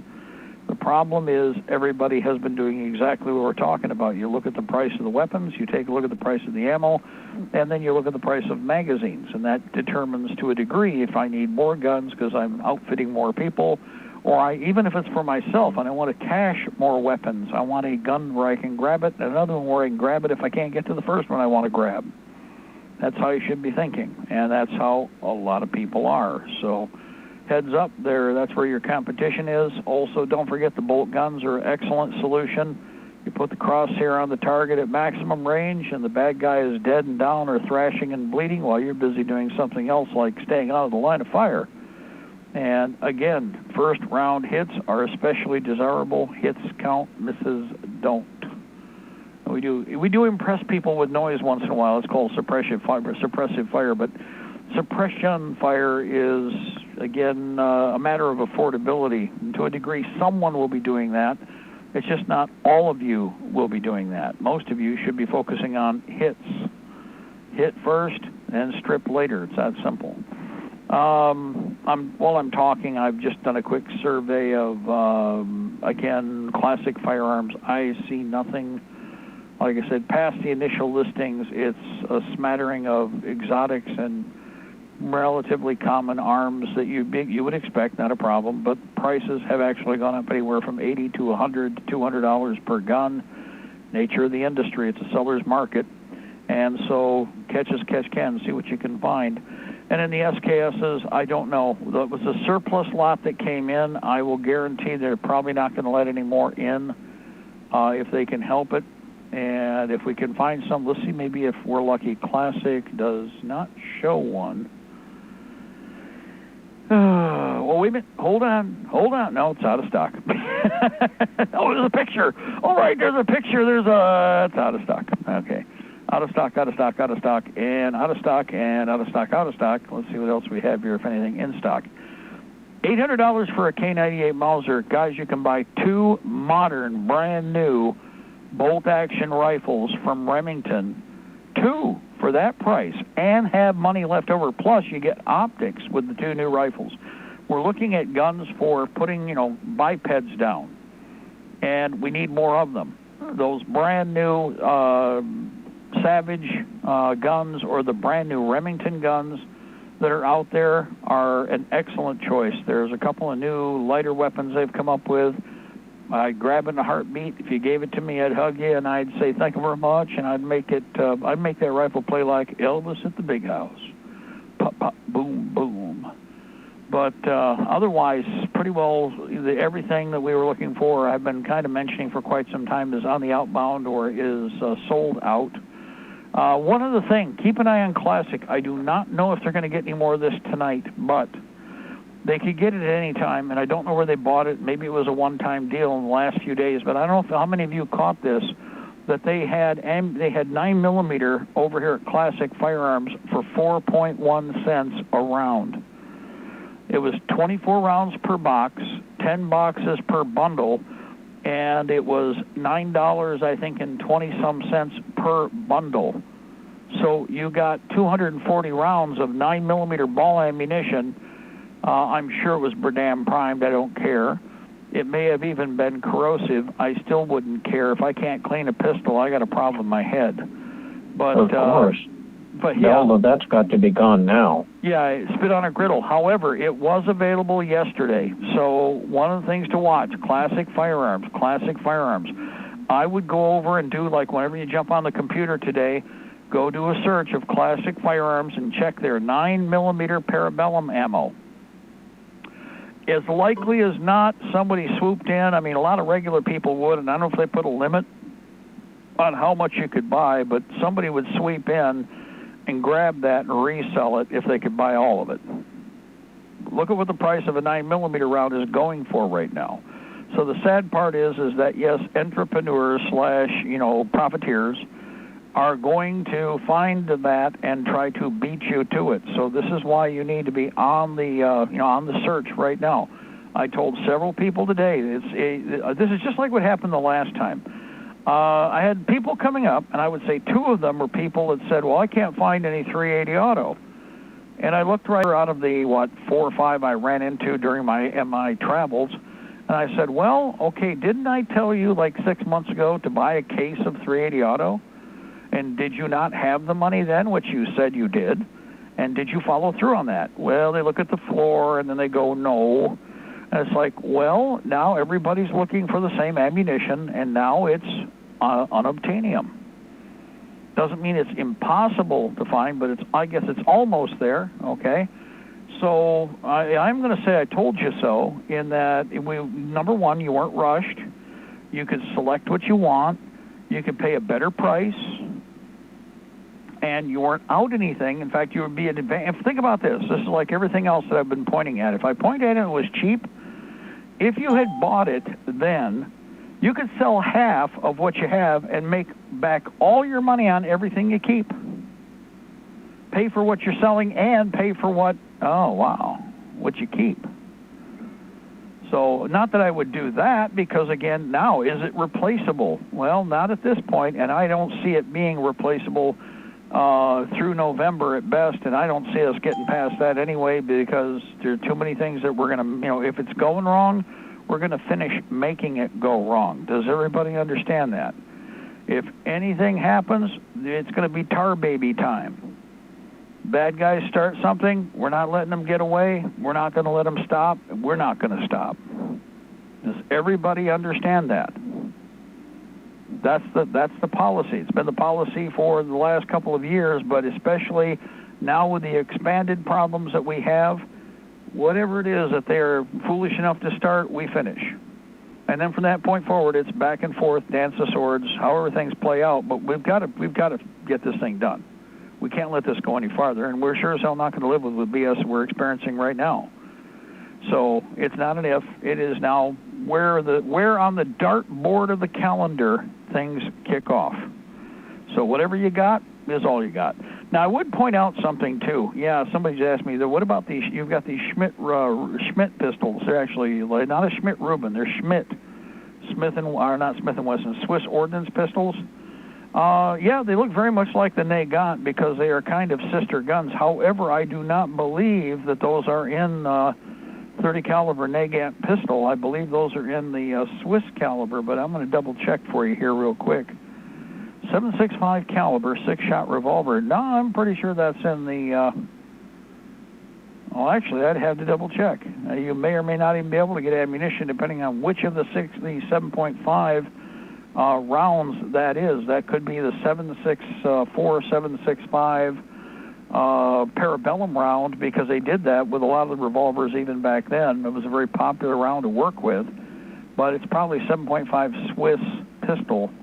If that's the case, I don't know. Ammunition is going to really be like chicken teeth maybe for that one.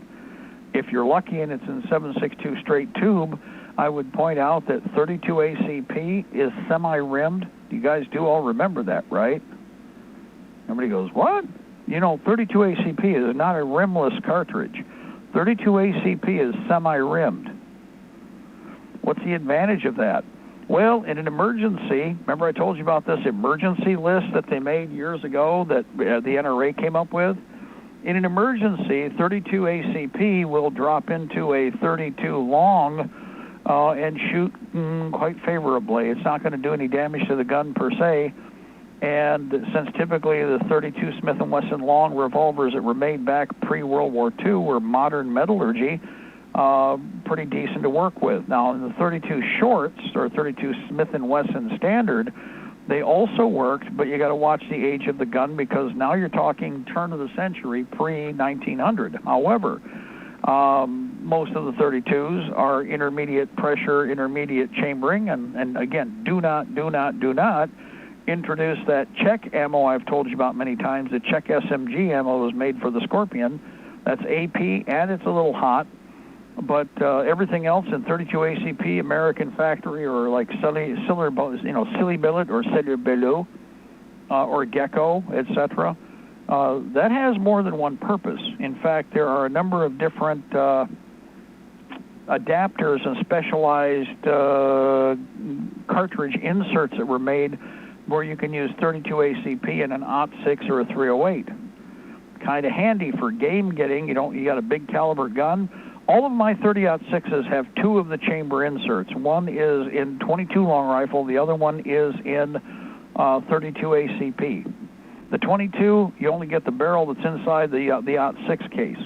But with the 32, it's chamber straight. In other words, it has the 32 chamber with a straight taper, straight tube that lines right up with the standard 30 caliber barrel. And what you do is you're using 32 ACP rounds in a 30-06 1903 Springfield or whatever you got. And for game getting or sentry removal, they are perfect. Especially for sentry removal, because the report is minimal. Now, the only thing about that, and really what kind of drags on it, is with a long barrel, 32 ACP, or any pistol round, the longer the barrel, the less productive the output, so to speak. What happens is, at a certain point, you've burned all your powder, and you're using part of your thrust, your air thrust energy, to push the bullet down through the resisting barrel. Now, the advantage of that, and this is one little mean tricks that I think actually happens with, I've never chronographed the 32 ACP in like an 03 Springfield. The report is quieter. 32 barks like a dog, but in a rifle, especially with a standard 1903 Springfield barrel, the report is almost subsonic. It's right on the edge. It does not have the same crack bark. So what's happened is you're actually burning mold. There's no, by the way, there's also no muzzle flash, because there's no unburned powder left behind the pellet by the time it gets to the end of a rifle barrel. So the advantage is no visible report/signature, and very little or no audio signature without having to do anything to muzzle or to silence the gun. And probably little or no flash. Yeah, the advantage behind this is, well, it's also going subsonic by that point, too. So remember, you're not going to get the hypersonic crack behind the bullet. See, that's another one of those telltales, is maybe you didn't hear the report, or in the din of battle, you're not hearing that individual little report, but if you have a bullet crack by your ear at supersonic speeds, you will know it. That's the one thing that will tell you that whoever is aiming at you is relatively serious. If you hear tick, tick, tick, tick, tick, tick, tick, tick, and then all of a sudden down range you hear, what that means is the sound didn't catch up with that bullet, but for a short wave behind, remember there's two different things traveling at you, and one is only traveling at the speed of sound. The other one is supersonic. The supersonic projectile gets past you, or if you're really unlucky, it meets you, and then you don't hear the crack, crack, crack. Ooh, that's not good. So this is another interesting thing about many of these little conversions they don't talk about. The longer the barrel, the more likely that you're going to be dropping down. If you're already on the edge of supersonic, you're going to drop down to subsonic, and you're going to be able to take advantage of a lot of unique aspects of a barrel cartridge chambering combination of that type. So just a heads up. Anyway, on the NAGOT cartridge. Now, that's something I will say. Right now, that's another cartridge. If you bought any of these NAGAT revolvers, you can still buy NAGAT ammunition, okay? Now, I don't know, and you'd have to slap me in the microphone because somebody's asking again, well, what about these Swiss guns? Okay, now it's another person. I guess I heard this. They heard the Swiss. I do not know, but I do not believe that the NAGOT round is designed for that. However, I will check because everybody in Europe has dealt and made deals with and manufactured for somebody else at one time or another the same gun or a variation, a knockoff on it. And so that's one of the things where you never know. It could be one of those in-between production guns that was maybe done as a contract or a lease gun, that it returns to the origin, point of origin of manufacture, and they put them in reserve. They don't throw anything away because most countries, unlike America, are not wasteful in that respect. They can't afford to be. They're frugal because they're not that big, and their general output isn't that great. Yeah, I know. I don't know what the price on those things are too. So good question. Oh, they're out of stock already too. Sorry. Even the Swiss pistols are out of stock. Oh mon Dieu. So let's see. In the NAGOT ammo, UN Ammo has it. I believe that Ammo Man has it in stock. So if you have the NAGOT revolvers, I would be buying more of the ammunition because it is one of those orphan cartridges. It is specific that if they're making it for your gun or they're offering what's left of the military surplus, I would take advantage of that and buy it now while you can. Don't forget those are 7-shot revolvers, which is kind of cool anyway. How many rounds did he fire? Oh, he fired 6. Oh, quick, jump in. Oh, I guess I miscalculated that one. Either that or he reloads fast. Ooh, that hurts. So, again, with UN Ammo, they're really down in supply as of today. As a matter of fact, by the end of the day here, I'm sure that they're about at half of what they had. The one thing that they do have, and another, again, here's another one of those caliber things. 50 caliber BMG, there is 50 BMG out there. So if you've got a Barrett, that's another one. If you had a Barrett or any of the bolt gun 50s or the Monty Griffin, any of them, buy all the 50 caliber ammo you can get your hands on. Period. That should be a high priority. One good thing, UN Ammo's price has not really changed, about $3.25 for a single armor-piercing tracer round, API. And armor-piercing incendiary is very, very, very, very useful. You get all the advantages of ball, but with an armor penetrator, and when that penetrator is sucking what's behind it through, that's a combustible / an activating agent. What it does is it's going to be, it's a phosphor-based, phosphor-based accelerant, the way it's set up. And as that moves through something like fuel, diesel, doesn't make any difference, it should ignite it. So there's all kinds of advantages. If you're going to buy a round, buy the specialized round first. You can always get ball ammo, but buy the specialized rounds if they are the same price. It's that simple. Make a point of taking advantage of that. Now next, on that note too, and I promised I'd actually check on this one. Well, okay, no, we'll go back because I got another person asking the same question again, so I do not know. Let's do this. If you go to ammoman.com, and again, it's Weapons Wednesday, we're going to hammer on this stuff. With regard to 30, NAGOT, I don't see it jumping off the page, but that doesn't mean it isn't there. So, again, you keep an eye on it. You'll have to spot check for me, and we'll finish that up. Now, last but not least, and we've still got half an hour, I'm sure everybody's waiting for me to comment or put my 2 cents worth in on what happened in Lebanon. Here's how it works. Prior proper planning prevents piss-poor performance. Understand something. That is a major port of entry. There could be anything and everything there. The Israelis could move something in. They don't have to drop a bomb, people. I've told you this a million times. If you have containers moving all over the place, you can put anything in a container you want. The Israeli skanks are notorious for sabotage and skullduggery, but piss-poor handling by people who don't necessarily know what they're handling doesn't help. And if something was either in storage, which they're saying originally it was, in fact, they were discussing old munitions and then they shut up about it, which tells me it was probably, one of the possibilities here, is stored UN confiscated or sold munitions. The UN had all this money to buy artillery shells, chemical shells, bombs of all kinds, or aircraft ordnance, and they got it, and then, well, the money got stolen by whatever criminal was in the UN at the time, so the stuff piled up in certain places. Now, it also happens just because it's the way governments handle things. There's not much in the talk in America, but in Italy, America had, at the end of the Cold War, massive numbers of arms depots in preparation for fighting in the Mediterranean and fighting the Southern Front against the Warsaw Pact. Well, a lot of those depots, when they were built, apparently the contractors, somebody didn't pay attention. They had more buckets of sand than they had buckets of cement, of cement powder, Portland cement. And we had a big scandal in Italy with massive depots with chemical ordnance, artillery shells, aircraft ordnance of every type, and they were afraid to walk in because they had overstored the site, so they were way beyond capacity. But then they found out that the contractors, well, somebody paid off somebody with a brown envelope, and they did not watch to see what was going on or do spec tests on the cement.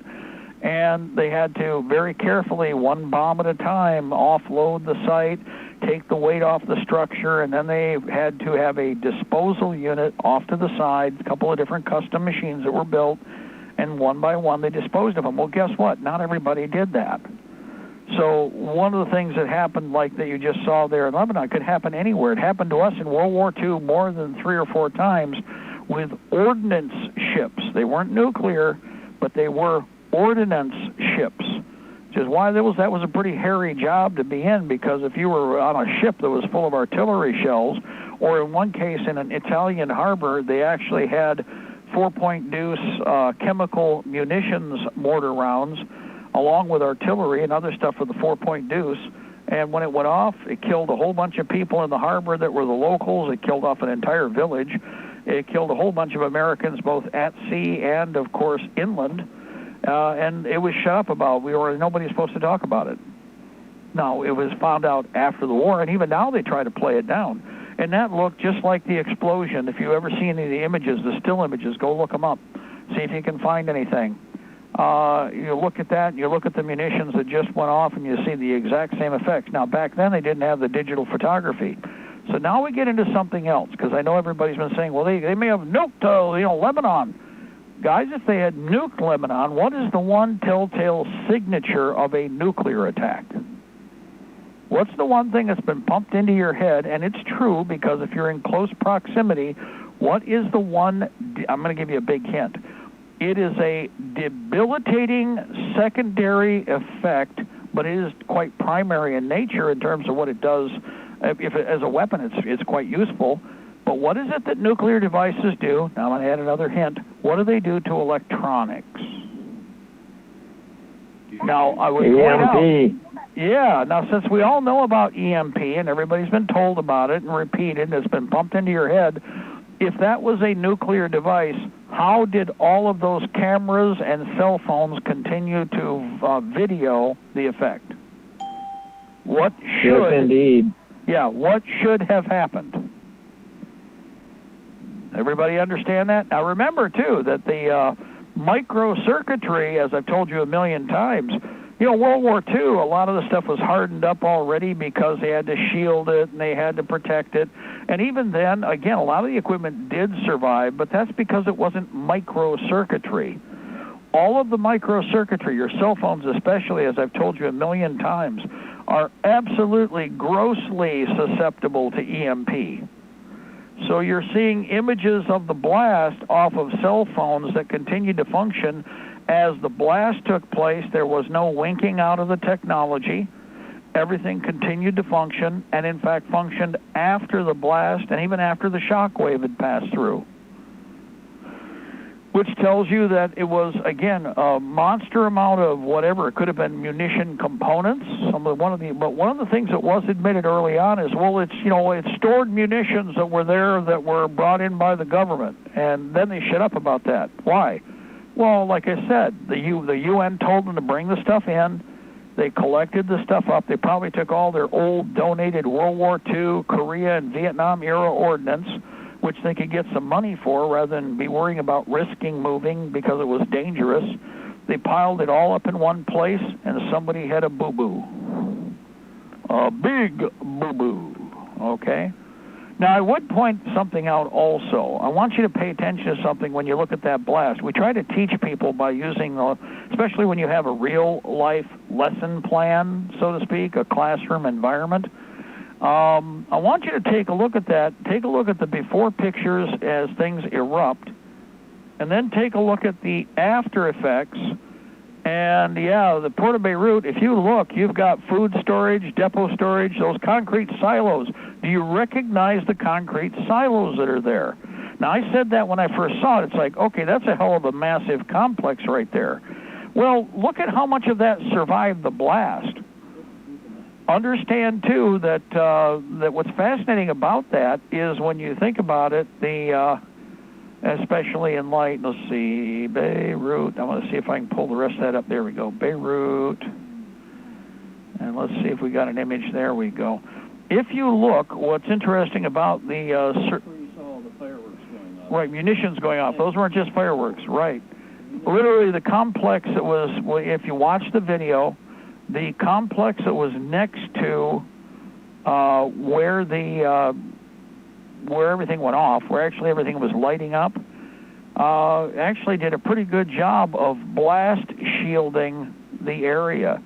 Now, the one thing that I'm curious about, and I'm looking at one of the other aerial shots now, is that's a grain elevator. Look at the material that has been pulled or poured out of that complex.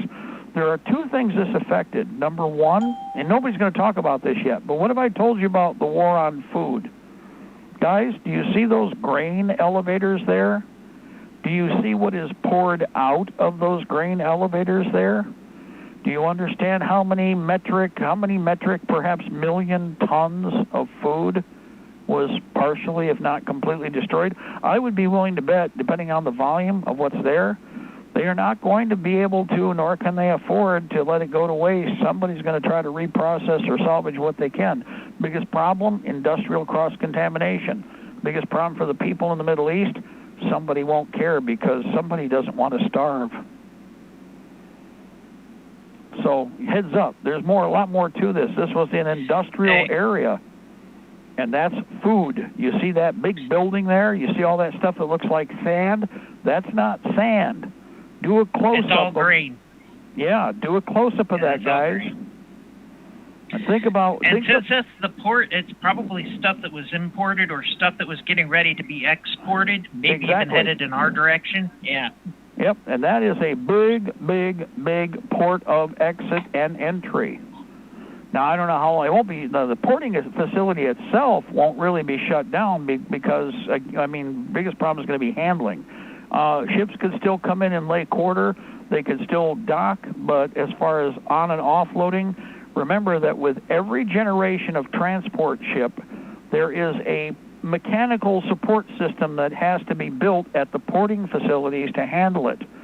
If you'll notice, the derricks and the derrick and handling cranes for container ships was right there also. And if you pay attention to the roundabout, note that this did a lot of significant damage to what is already has been a long in recovering damaged city to begin with. Beirut, guys, in our lifetime would look like that downtown area where the bomb went off, where the explosion went off. Yeah, that was one thing I was that was one thing I was pointing out to people, Dan, is like, you have to ask the question. You can see it when you look at that photo of the grain. Like, you see the black tower behind it. You can see straight through it through the windows. The question is were they like that before the explosion or after? Majority of them probably weren't, but... Well, it looks like, again, there's some really good closer image that's the... Again, the aircraft or drone, whatever they're using, could be helicopter, digital, could be drone. But if you watch, they did a pretty good job. In fact, that one right there, you can see the mountains of grain that are spilled out that are probably salvageable. There's a percentage it will not be. But there's a percentage that I guarantee someone's going to try to recover part of this, because this is it's part of the national treasure. Everybody needs to think about that. It's part of the national treasure. Unless they've got fools and incompetents running their system like we do ours. Right. Well, or they're told to let it go, let it die, because again, there are only so many ocean ports for certain inland production, which is why it's heavily centralized. So the other problem is, if it can't go through Lebanon, it's going to go through Turkey. If it goes through Turkey, guys, Turkey isn't everybody's friend, and it's a way. The secret weapons for silent wars includes the idea that if you can block a route of travel and commerce, you can then turn and force a customer to go to another provider, but that provider is already known to be, a scurrilous, and they're going to either take a tax in the product, or they're going to charge more to get the product through their area past their tariff borders. There's all kinds of things that are tied into this. So, and for everybody out there, again, the biggest problem you got with the grain, although people are scurrilous when people are starving to begin with, and just because you eat grade A food does not mean the rest of the world eats grade A food. Okay? And even here, we're not sure what we're getting from China. We've talked about this for years. But take a look at the aerial images of what it is that has been recorded. You do have a lot of before and after images, so you can do a good job of evaluating the situation, and the condition. And it could have been a lot worse. I mean, actually, they keep trying to compare it to nuclear, a nuclear discharge. Again, if it was a nuclear discharge, nobody would be having or doing any business there with any electronics. They simply wouldn't be functional. They wouldn't be, they're not in service. So they wouldn't be in service from the moment that you saw that flash when the initial eruption took place. So yeah, you wouldn't have any of the digital camera footage or like the original footage that I saw, and I didn't think about it till you said it, the EMP thing.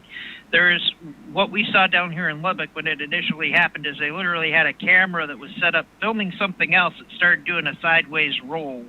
Well, here's the thing. There's got to be 1,000. There's got to be 1,000 cameras pointed overlapping. In reality, this is what I've said before about events like this in the 21st century, is with as many cameras that were either privately being run, and of course you had a precursor event to the main explosion, which was the spontaneous munitions, detonations or whatever it was that was going off. That could have simply been bulk chemicals. I mean, guys, there's so much stuff. Remember, first of all, your first level of safety when handling volatile materials is to minimize the size of the containment vessel. Let me give you an example. You run into 1 pound, 5 pound, and 8 pound cans of gunpowder, or mostly 1 pound cans of black powder. Now, they do have what are called arsenal barrels, and we have quite a few of them because I bought tons, and I'm not exaggerating, tons of 50 caliber ammo. Those are in 40 gallon and 20-gallon ordnance cardboard barrels, okay? But they're designed, and the reason they use, for instance, cardboard is card stock. It's also anti-desiccant, it's a desiccant material that's used for the board. It's actually permeated so it stays drier, and it can't pass on condensation, so it's actually, the paraffin has permeated the material on the outside and through to the center of the hull of the board so that it prevents condensation and moisture from being transmitted and wicked through the material. In addition, the idea is that if something goes off or has a mistake, in theory, you have containment of only a limited amount of the explosive or propellant if it burns. However, you almost always have a bunch of it there. What it does is by having the containment vessels, it buys you time to either fight the fire and stop it from going any farther, isolating the container or isolating the area where the container is erupting, or it buys you time to unass the AO and get the hell out of Dodge. Now, even in most cases, most ordnance handling facilities have a limit of 10 or 20 pounds per container and no more. In most cases where you find a boo-boo that starts like this, the containers have been violated because of a contractor and they have an excessive amount of material and they did not use a proper containment vessel for the material, and something happens, somebody drops something with a forklift, somebody has a torch and they're cutting something near something they shouldn't. It could be any number of things in an industrial area, but all it takes is any one of them to set some of it off, and then you see the series of firecrackers before you see the big boom. So just a heads up there. Again, keep an eye on this because it'll be interesting to see the amount of foodstuffs destroyed alone, by what I can see, is a critical issue to the Middle East and to other parts of the parts of the Middle East. We don't know again if it's inbound or outbound. It's likely it's not. Most of the Arab states are inbound. They're buyers, not sellers. Their product is oil under their feet. Their inbound product is foodstuffs and manufactured goods. So that's their trade to the world. In this case, it could be from the Lebanese farmers, and it could be from the Syrian farmers, and this was a way to destroy crop product that was probably going to China, could possibly have been going to the United States.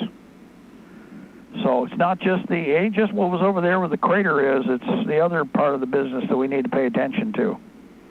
So, again, here's one thing about this. They can evaluate it, and there are people that have done a pretty good job. I mean, intelligence agencies either know that they did it because those intelligence agencies participated and know exactly what went boom, or they have people whose sole job as intelligence analysts is to, with the database available and information on prior experience activities, evaluate this, and they will determine what happened to a degree within a reasonable level of accuracy, but still there's variance.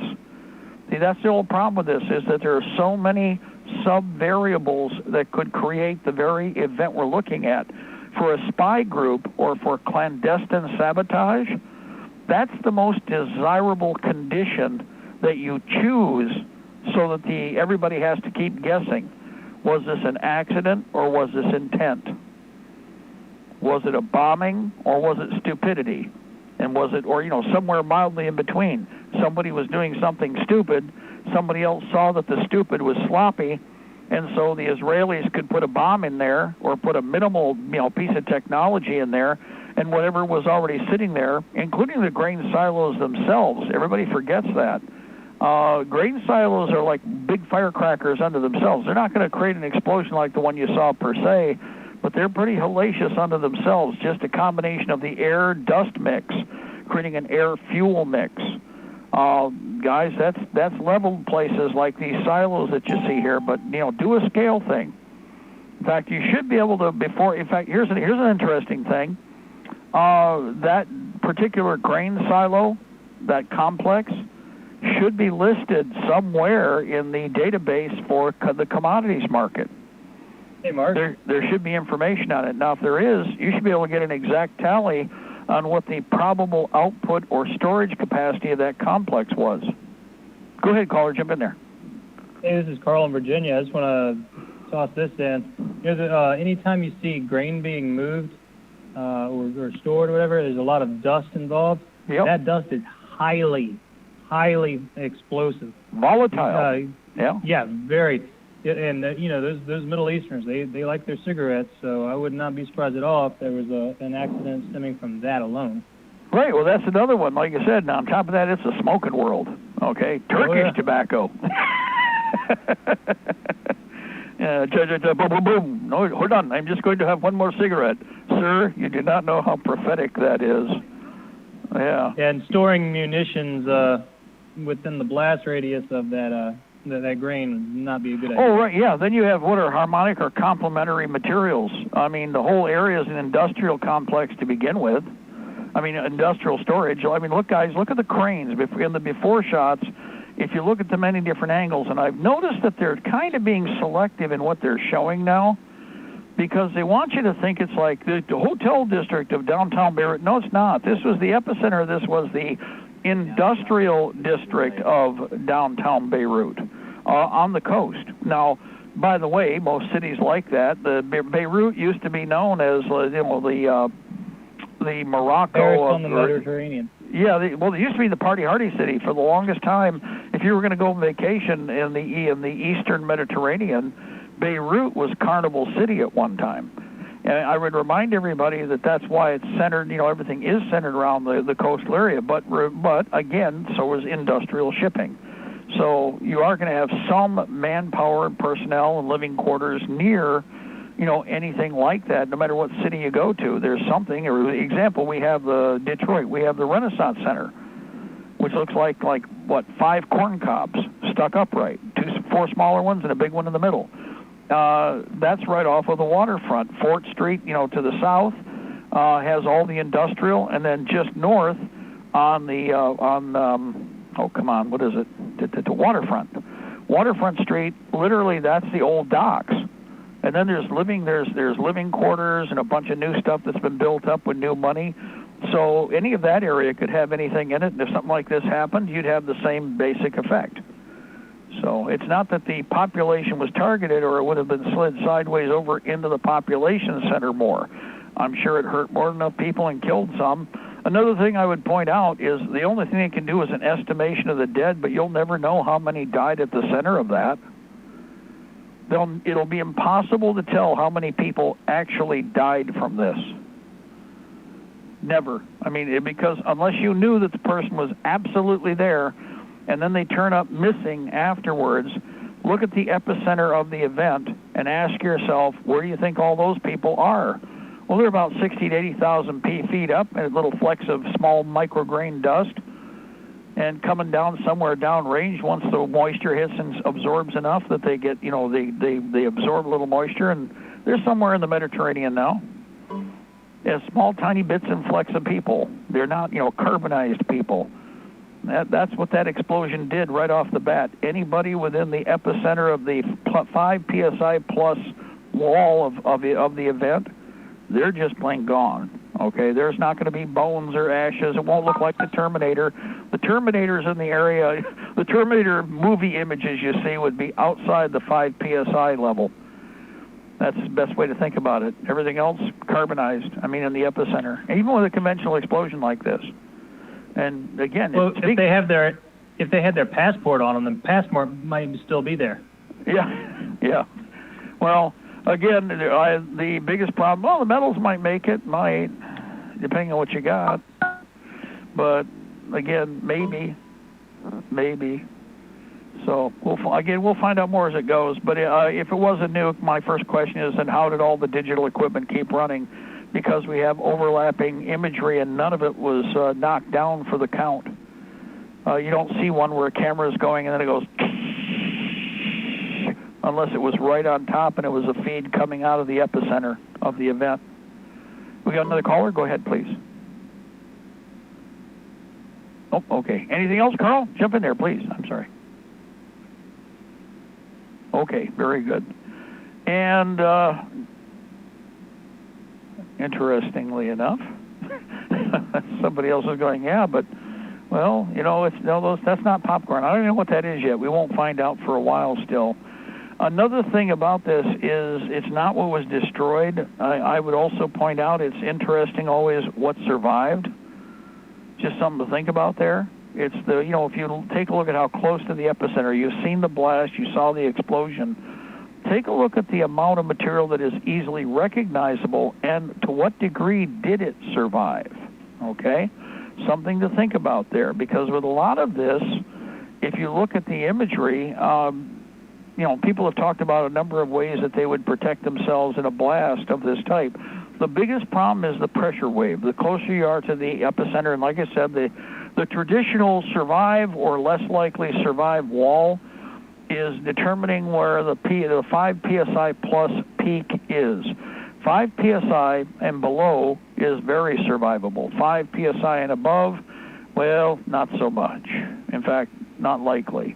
So in this case, depending upon the epicenter of the blast, type of nature of material, how it was directed at the epicenter would determine how uniform that outer band, that survive, no survive wall, where it starts and where it ends. But it'd be interesting to see. I haven't seen any really clear overview, and I'm surprised they're not doing more. They got all kinds of flybys and some really great overhead straight down of some of the outlying metropolitan urban area.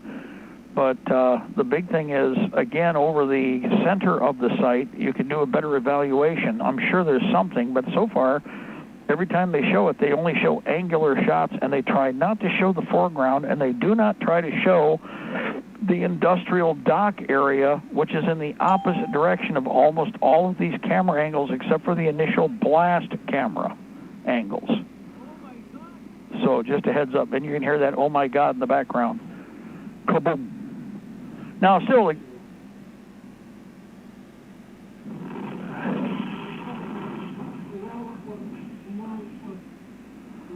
yeah.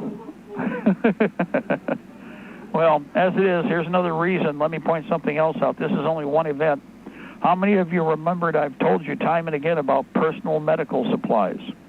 Let me ask you something. The hospitals filled up almost immediately. Then the next step, the hospitals were working on people out in the street. Now, do you think that if you are farther away from the hospital, but still, say, farthest point from whichever hospital, where do you think you are in the service line?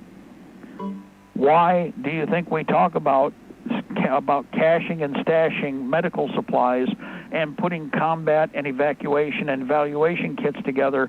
Because, guys, the system simply won't maintain enough to take care of everybody. It's that simple. They won't.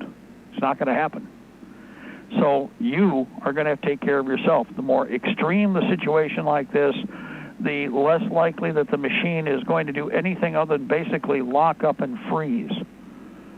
So we need to make sure we don't need to provide more burden for the system, and we have the ability to do a better job than the average bear, because we got the thinkers, they got the stinkers. Okay, it's just that simple. Anyway, we're at the top. For everybody out there, guys, boom, boom. What would you do? Well, we know what we're going to have to do. Organize, arm, equip, and train as militia. Establish a 510 program in your area of operation. In addition to that, medical, transportation, and communications units should be a priority. God bless our republic. Death to the New World Order. We shall prevail, ladies and gentlemen. The empire's on the run. We're in the march. I'm going to get out of the way. Again, Craig from Forbidden Knowledge coming up next. Don't you touch that dial. More live broadcasting here on Liberty Tree Radio. Bye-bye.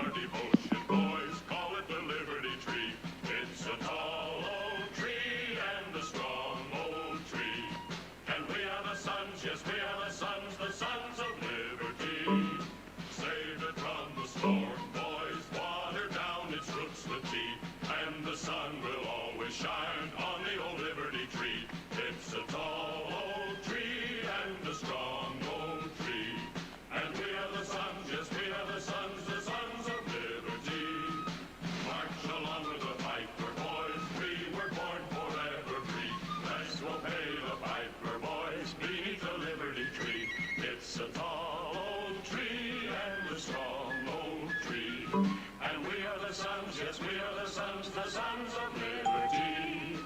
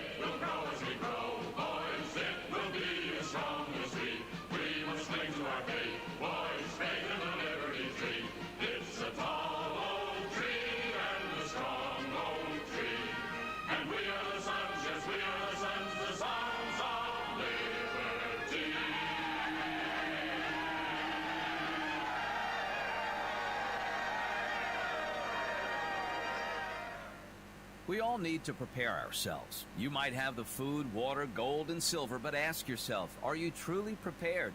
That's why you need to visit MaineMilitary.com. MaineMilitary.com carries everything you need. Gas masks, fire starter kits, high-capacity magazines, chemical suits, military surplus items, and much more. Do you own a firearm? MaineMilitary.com has a large selection of pistols and rifles suited for your needs. Are your local stores sold out of ammunition? Call or visit them today for prices on hard-to-find ammo and bulk ammo orders. You don't need to worry about having a military surplus store in your area because MaineMilitary.com is the only store you'll ever need, all from the comfort of your computer. Visit them online today at MaineMilitary.com. That's Maine, like the state, military.com. Liberty's Guardian, Guns and Ammunition, a family-owned business located in the heart of Ohio's hunting country. Let us help you find the right shotgun or rifle for you. Or if you're looking for a pistol or concealed carry, we have a nice selection of compact and subcompact pistols for that too. Check out our website at www.libertiesguardian.com. That website again is www.libertiesguardian.com. Go to the website and check out our selection today. Join Mark and Don for Weapons Wednesday, where you'll learn how to use everything from your bare hands to your average AR-15. The 12 gauge autoloader. Sure. The 45 long slide. Yep. With laser sighting. You betcha. The Uzi 9mm. Yes, sir. Phased plasma rifle in a 40-watt range. What are you, crazy? Wrong. Okay. They'll talk about that too. So whatever question you have about whatever weapon you have, call Mark and Don on Weapons Wednesday. And remember, your mind is your first best weapon.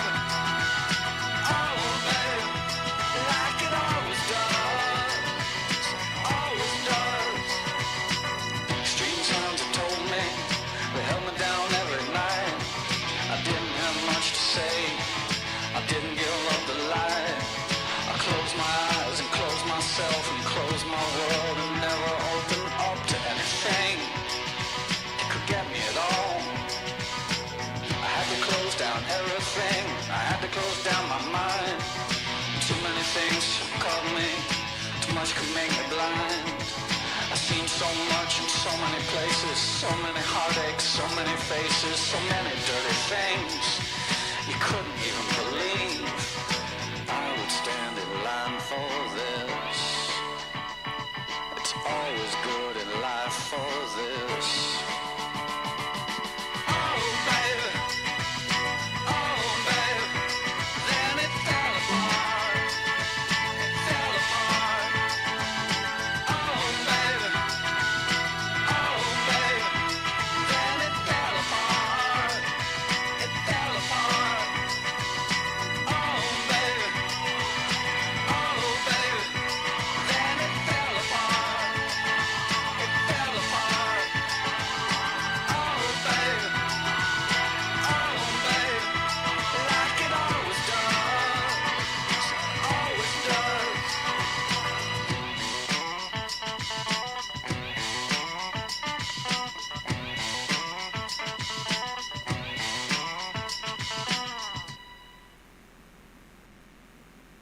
Hello again, and welcome to another dangerous episode of Forbidden Knowledge. My name is Craig. Running crazy here right now. Let me see. It is August the 5th of 2020, and it's 7:05 p.m. it looks like. We got on time today, and if you're saying, well, you're full of crap, it's not that day or time, well, that's because you're probably listening to this as a rerun. So I always try to tell the truth on this channel. There are no shows. No shows. There's just no shows. Not for me anyway. There are some shows. I am getting some notifications from various gun show promoters around the country, and there are some shows. So you can check to see if there's a show in your area. I just don't have any. I don't have any intention of really doing any right now. I don't think that'd be any good. I think I'll have to not only half the attendance, maybe half the vendors. It might be ridiculous with the rules they place on people. I don't know. If anybody's gone to the show over here in the last month or so, call in and tell me what it was like, because I really don't know. I don't really have a group of other vendors that I talk to away from the job, so to speak. So I don't really have other people that I can call up and ask, hey, how was that show? I don't think they're doing anything either. I don't think anybody's doing anything. Not that I'm scared to do one. It's just I'm getting enough sales online that I don't have to anyway. It's just I'm not getting anywhere near what I used to. But I'm getting about an order a day, but I used to only get about 2 orders a month before all this started. So I'm still very happy with 1 order a day, and that's not what I'm getting. And that might increase now because I just picked them up today, 2 pallets of the French gas masks.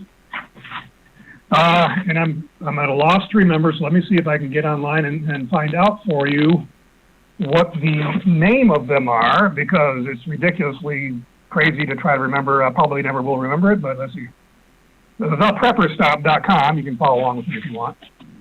And then there's a gas mask page, and I put them at the top. There's 4 sizes. It is the French ANP, that's Alpha Nancy Paul, ANP-VP, as in Vice President, and F1. So, yeah, go ahead and remember that. ANP-VP F1.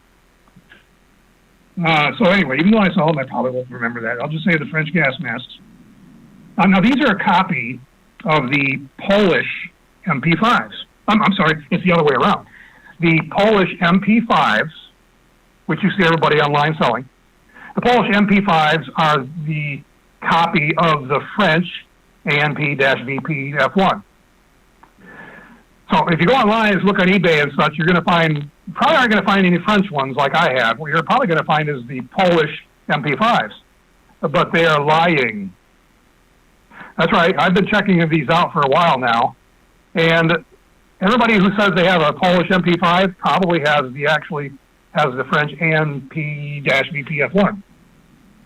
The reason I can tell, unless they're using somebody else's photo, the photo is very easy to see by looking at the voice emitter. If you don't know what a voice emitter is, that's usually right in the center of the mask. It's usually a pretty big, round thing. It usually has a grill over it, and it's basically sort of built like a kazoo, where it's a membrane in there, and it allows you to be understood easier when you're talking. It's called a voice emitter. And it's just a way to be a group of people can talk to each other with wearing a mask and kind of understand what they're saying. So that's what the voice emitter is. If you look at the grill on that, the Polish one actually has slots in a radial fashion, in a curved slots, whereas the French one has a bunch of holes. That's the easiest way to tell the difference. And if you go online and look, you're going to see just about everybody has the one with the holes, which is the French one, but they're calling it the Polish MP5. They just don't know any better. It's like a meme going on around the internet. Everybody thinks they have Polish masks, and they don't. So anyway, it's going to be kind of hard to find true information because you can't always tell what somebody has or to compare pricing. But the pricing seems to be about the same as the Polish, the ones that people say are the Polish ones. It gets confusing. And I'm trying to contact various sellers that seem to have a lot of them. I say, hey, you're listing it wrong. Did you ever look this up? It's easy to look up. Just go online. I send links. If you go to theprepperstop.com, you will see links to a picture that shows visually the difference between the two. If you click on any of the 4 postings I have for the French gas mask, which is the top 4 on the gas mask page, you will see there's a series of photographs. You click on the image or the name, and it'll take you to the next page, which shows you a bunch of photographs you can see of the masks. And the last photograph is a picture of the two together, kind of a brief look at what you're going to see the differences are. So if you think you have a Polish mask, you probably have a French one, but go look and you're going to find out for sure which one you have. It's even easier to tell them in person because the rubber of the French mask, in other words, the main frame of the mask, of the French ones is actually kind of hard. It's like a plastic, really. It is. It's sort of a plastic. It's a flexible plastic, but it's not a soft rubber. You really can't squeeze this thing in your hand where there's lots of rubbers, but the Polish one you can. The Polish one is a softer rubber, and you can squeeze it in your hand, and it doesn't do anything to the mask. The French ones, however, have this harder rubber or more of a plastic material. So anyway, I'm going through them, and I'm looking to find out if any have defects and any problems with the filters. The filters, the few, I've only looked at about 15 of them so far. And the filters, they are all sealed. They're the standard 40-millimeter NATO cartridge. They're French-made, presumably. Now, I've never had the French mask before. Let me see some of the writing on here, if I can see some French. The sticker appears to be French, and so, but anyway, I can go by that. Let me see. Yeah, there's no French writing on them. It's just a bunch of letters and numbers, but there's a sticker on at least this one I'm holding in my hand. And pardon my French, but Peremption 05/2017. So I went online and looked, and it pulled up Malay as the language, but I forced it to look at French, and Google Translate says Peremption means expired. So, yeah, they had dates on them, 2017, so it's recent expiration. But the key to remember when you're talking about these NATO cartridges, there's nothing in these cartridges that can expire. If there's a sealed filter, rest assured, even if it's 20, 30 years old, whatever, that you're going to have a good filter. The only way, if you get some really old ones or ones that have already been opened or something, if you shake them, put them up here and shake them, you can. If you hear a rattling sound, like sand or something rattling inside there, then that one has a separator that's deteriorated. A separator would be the part that prevents the granules, the charcoal granules, from mixing in with the HEPA filter. So in that case, it probably is a bad filter. If it's really old and you shake it and it makes a noise, then that probably is no good. That's about the only way you can really see if they're any good or not without opening them. The dates don't really do anything for it because there's really nothing that can deteriorate. Now, in that case, the separator, or else it received a huge shock and it tore the fabric of the separator. So it's like a wool fabric, and that got tore, and then it starts rattling. But anyway, these are the standard 40-millimeter NATO cartridges. These usually they give them with a 10-year date on them. I don't know if that's what the French do, but that's typical of what I see with gas mask canisters all around the world. Is they usually give it about 10 years and then they replace them. But in this case, apparently the French government decided to surplus them out, and I have a couple hundred of them. I'm going to have to go through them all. It's going to take a while. It's going to take a lot of time to go through them all and sort them out by size. There are 4 sizes, sizes 1 through 4. Size number 1 is maybe backwards what you might think. Size number 1 is extra large. Size number 2 is large. Size number 3 is medium. Size number 4 is small. I've got all this information on the website. You can go to theprepperstop.com. And the size-wise, I've had a chance now to put on all the sizes, and my head is I normally take, I can usually fit in a medium or large of like the US M40s or the M50s. I can usually use either a medium or a large. In this case, I was able to fit in a medium, large, and extra large, and seem to be able to get a good enough seal. So the range of coverage of these seems to be fairly good. So if you just make a guess what size you have, then you're probably going to hit it okay. I've had to charge more for the larger sizes only because there's a whole lot less of them out there. and people always seem to jump on the things that there's a lot less of. And so I'm going to have to try to find any more, and I probably won't be able to find any more. This is it, folks. I don't think I'll be able to get these anymore. My supplier, I checked with them a couple days ago, and they already sold out. They don't have them anymore. Because I wanted to get my supply and examine what they have, see the quality and everything, if I like the masks well enough, and then maybe order a few hundred more. But I can't. They're already gone. So these things are still a hot commodity in the market. Of the corny virus world we're living in right now, people are still buying gas masks for whatever reason. No, this is not effective for the corny virus, and no masks are. Get a life. These masks filter down with the NATO cartridge. They filter down to 0.005. There's 0.003, 0.3 micron. I'm sorry, 0.3 microns, and a virus measures between 0.3 and 0.005 microns. I think I got that right. There's a 0.03 microns. Well, anyway, a virus can pass through these filters. It may not, but it can. And yeah, this will protect your eyes if you're concerned about that. A gas mask will. But as I said from day one, when this nonsense started, a gas mask isn't what you want. The regular paper mask will do just as good or just as bad, however you want to look at it. Although they won't do anything for the eyes. If you think you're going to get the corny virus through your eyes, then okay, hide in your shell and don't come out of your basement. So I guess that's what I should tell you that. Because as I've explained on this program before, I got to hit this home because hardly anybody's paying attention to it. I do see more sightings here and there about this, and I added them to my YouTube video about the topic of the vaccine. There's a video I did about 2.5 months ago now, titled "There Will Be No Vaccine for the Coronavirus or COVID-19 or whatever," and that's because there are 5 coronaviruses that affect humans, and the last 2. This is the 6th one, and it was first designated as SARS-2, by the way. SARS-1 was in 2002. SARS-1 still doesn't have a vaccine after 18 years. Well, they've had vaccines, they worked on it, but they weren't able to come up with one that was safe and effective. 18 years. And they're calling this one SARS-2 initially, until they renamed it COVID-19. Another one you may have heard of, MERS, M-E-R-S, Middle Eastern Respiratory Syndrome. That was in 2012. 8 years ago, still no vaccine. No safe or effective vaccine. As somebody just pointed out to me that, well, I've heard that they have a lot of vaccines in the works. They're making good progress on them. Well, they can tell you that, but until they come up with one that's safe and or effective, they got nothing.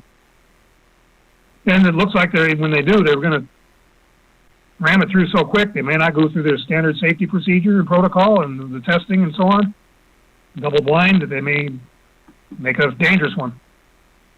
So don't pin your life on the hopes that you're going to have a vaccine that they've been promising you for the last 6 months, saying, oh yeah, you'll have one in 12 to 18 months. Probably not going to happen, folks. Just consider that. For those of you who are really scared of all this going on, it's not a good thought, but that's the reality of it. And I posted a lot of links. Initially there was only a couple articles, but now I found some more when I went looking the other day, and I put those as links in the description box that say the same kind of thing about that there possibly won't be a vaccine, because other people are now looking at this and they're realizing, oh, well, this is harder than we thought, or maybe it won't happen. But the press has been promising you, and you're putting your life on hold because of it. Children are staying home from school. You're going to go into the store wearing a damn mask. Where will this end? The economies are being destroyed. They're pilfering the world, the treasuries all around the world. The Federal Reserve just printed up what, about $4 trillion, and they want to print up more. It's going to lead to inflation. Nobody's talking about that. No, you need to continue living your life. Unless you want to live this way the rest of your life, it won't be different a year from now, probably. There'll be no vaccine. And are you still going to be wearing a mask? You're still going to be keeping your kids home from school? You're still going to be doing all the things that you were doing, the social distancing and being scared of everything? No. My suggestion is you lead your life now and continue with what you're doing. For every 100 of us that get E. coli virus, a half a person will die, if that makes any sense. In other words, 200 people have to get the coronavirus for one to die. And if you look at what kills people most in this country, you'll find that things like accidents are a whole lot more than the coronavirus. And a lot of other things. Tuberculosis kills 1.5 million people each year worldwide. But I don't recall us ever shutting down world economies because of it. Flu killed like 80,000 last year. But yet at 500 people dead of the coronavirus, we were already declaring a national emergency. Excuse me, why didn't you do that with the flu a couple months before that? Because at that point in time, we already had something in the neighborhood of 20,000 deaths from the flu, the regular flu. So I'm pointing out the fear-mongering associated with the coronavirus. There's definite fear-mongering going on. And they're talking about this vaccine, which won't be developed, more than likely. And then there's the tracking thing. That's what we're going to talk about tonight. The tracking. Tracing. All of a sudden in the news, we kept hearing this contact tracing or social, whatever they're called. We've been pummeled with this ideal for so long, so many months now, about tracking us. Well, you need to sign up, and we discussed on this show here in the last couple of weeks about the coronavirus app that they secretly threw on your phone that you weren't aware of and didn't know anything about, and then you found a way to look it up and find out, yeah, it's there, it's indeed there. Android and iPhone both, it's there if you haven't got rid of it. It's there, and you can see it. You know which pages to go to. Go to settings. Then go to, with Android, you go to Google, and it'll be the top thing on there. Anyway, we talked about getting it off the phone and what it did to my phone when I got rid of it and so on. But what I want to talk about tonight is another form of surveillance they're doing to us. And all those you maybe have protested around the country for a Black Lives Matter or any type of protest event, I want to pay careful attention to this. It shows how cops can secretly track your phone. Now, we know, the people in this network know, at least most of us have known, even before the name Edward Snowden was a common name, we all knew that we could be tracked with our phones.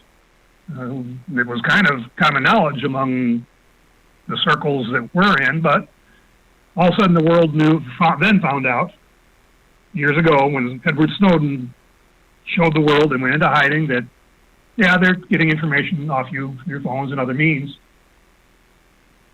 Well, since May, protesters around the country have been marching against police brutality and in support of Black Lives Matter movement. Activists have spotted a recurring presence in the skies. Mysterious planes and helicopters hovering overhead, apparently conducting surveillance on protesters. Now, there was a press release from the Justice Department at the end of May that revealed that the Drug Enforcement Agency and U.S. Marshal Service were asked by the Justice Department to provide unspecified support to law enforcement during protests. A few days later, there was a memo that circulated started out on BuzzFeed News, offered a little more insight on the matter. It revealed that shortly after protests began in various cities, the DEA had sought special authority from the Justice Department to covertly spy on Black Lives Matter protests on behalf of law enforcement. Although the press release and memo didn't say what form the support and surveillance would take, it's likely that the two agencies were being asked to assist police for a particular reason. Both the DEA and the Marshals possess airplanes outfitted with so-called stingrays or dirt boxes, which are powerful technologies capable of tracking mobile phones or, depending on how they're configured, collecting data and communications from mobile phones in bulk. So we're going to talk about stingrays, and we're going to talk about what they're calling dirt boxes. Stingrays have been used on the ground and in the air by law enforcement for years, but are highly controversial because they don't just collect data from targeted phones, they collect data from any phone in the vicinity of the device. That data can be used to identify people, like say maybe a protester, for example, and track their movements during and after demonstrations, as well as to identify others who associate with them. They can also inject spying software onto specific phones or direct the browser of a phone to a website where that malware can be loaded onto it, although it's not clear if any U.S. law enforcement agencies have used them for that purpose as of now. Although law enforcement has been using the technology since the 1990s, the general public, and how long we had cell phones? The 1990s. The general public learned about them only in the last decade, and much about their capabilities remain unknown because law enforcement agencies and the companies that make the devices have gone to great lengths to keep details secret. Stingrays are routinely used to target suspects in drug and other criminal investigations, but activists also believe the devices were being used during protests against the Dakota Access Pipeline and against Black Lives Matter protesters over the last 3 months. The Justice Department requires federal agents to obtain a probable cause warrant to use the technology in criminal cases, but there is a carve-out for national security. Yeah, well, you got to get a court order for probable cause, but well, not if it's for national security. And given that President Donald Trump has referred to protesters as quote terrorists, end quote, and that paramilitary-style officers from the Department of Homeland Security have been deployed to the streets of Portland, Oregon, and other cities, it's conceivable that surveillance conducted at recent demonstrations have been deemed a national security matter, raising the possibility that the government may have used Stingray technology to collect data on protesters without warrants. To better understand the kind of surveillance that may be directed at protesters, we're going to go give a breakdown of what we know and still don't know about stingrays and why their use is so controversial. And so that's been going on for decades, folks. Let's talk about Stingray, and it's a generic name for an electronic surveillance tool that simulates a cell phone tower in order to force mobile phones to other devices to connect to it instead of to a legitimate cell tower. Stronger signal, your phone switches out the stronger signal, and so it goes for that signal. In doing so, the phone or other device reveals information about itself and its user to the operator of the Stingray. Other common names for the Stingray are cell site simulators and IMSI catcher. So why do they call it a Stingray? It comes from the brand name of a specific commercial model of IMSI catcher made by the Florida-based Harris Corporation. That company's Stingray is a briefcase-sized device that can be operated from a vehicle while plugged into a cigarette lighter. Harris also makes products like Harpoon, which is a signal booster that makes the Stingray more powerful, and the Kingfish, a smaller handheld device that operates like a Stingray and can be used by a law enforcement agent while walking around outside a vehicle. About a dozen other companies make variants of the Stingray with different capabilities. The surveillance equipment is pricey and often sold as a package. For example, in documents obtained by Motherboard in 2016, Harris offered a Kingfish package that cost $157,000 and a Stingray package that cost $148,000, not including training and maintenance. Documents obtained this year by the American Civil Liberties Union indicate that Harris has upgraded the Stingray to a newer device it calls Crossbow, though not a lot of information is known about it or how it works. Separately, a classified catalog of surveillance tools leaked to The Intercept in 2015 describes other similar devices. So phones periodically and automatically broadcast their presence, how they work. They broadcast, there's a blip, and when I do testing on radiation testing, and I use the microwave detectors on cell phones, If your phone is just sitting there, it puts out a pulse, a signal that spikes on the meter. You can see it. It just jumps up and goes right back down. By the way, for those of you paranoid, the phone does nothing with it off, and nothing in the way of a signal that it sends out, I should say. And the phone also does not send out a signal while in airplane mode. So keep that in mind. In other words, having your phone off or in airplane mode, your phone still does not send out a signal. Now, it might be able to receive a signal. That I can't tell with the devices I have. But I can tell that your phone sends out a signal every so often when it's on, even when you're not using it. But when it's off or in airplane mode, it does not send a signal. FYI. So they broadcast their presence to the cell tower that's nearest to them, so that the phone carrier's network can provide them with the service in that location. They do this even when the phone is not being used to make or receive a call. And I can verify that with my equipment.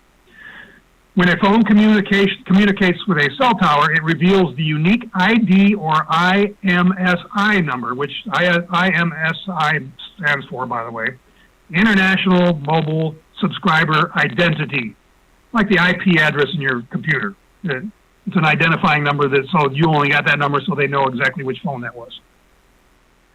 It's programmed into your SIM card.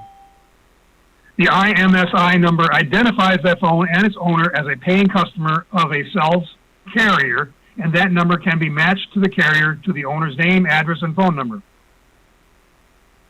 Unless you buy a burner phone for in the store and don't ever give your information about it and dump the phone every month. Some people do that. I know somebody who does that. A Stingray masquerades as a cell tower in order to get phones to ping it instead of legitimate cell towers, and in doing so reveals the phone's IMSI numbers.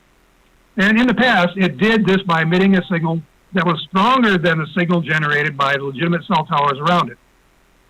Now, the switch to 4G networks, which now we are all on as of the beginning of this year, was supposed to address this in part by adding an authentication step so that mobile phones could tell if a cell tower is legitimate.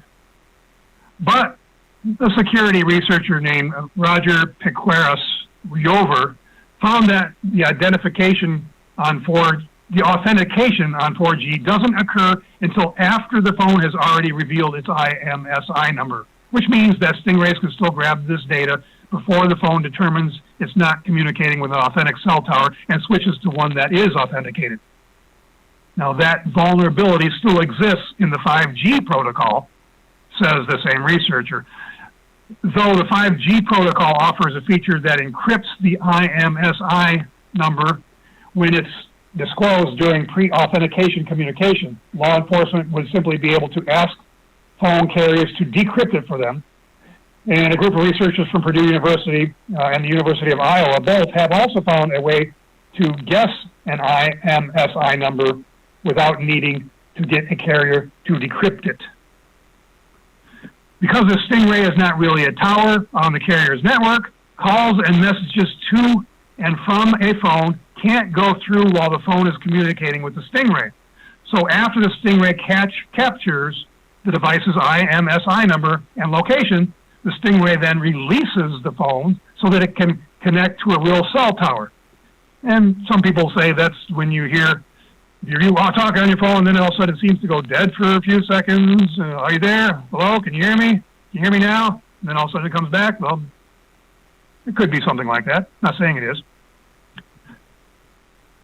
So it releases it after a brief period of time so it can connect to a real cell tower.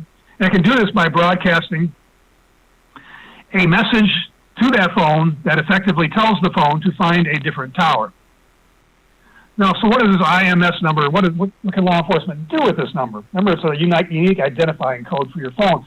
Law enforcement can use a Stingray either to identify all of the phones in the vicinity of the Stingray or a specific phone, even when the phones are not in use. Law enforcement can then, with a subpoena, ask a phone carrier to provide the customer name and address associated with that number or numbers.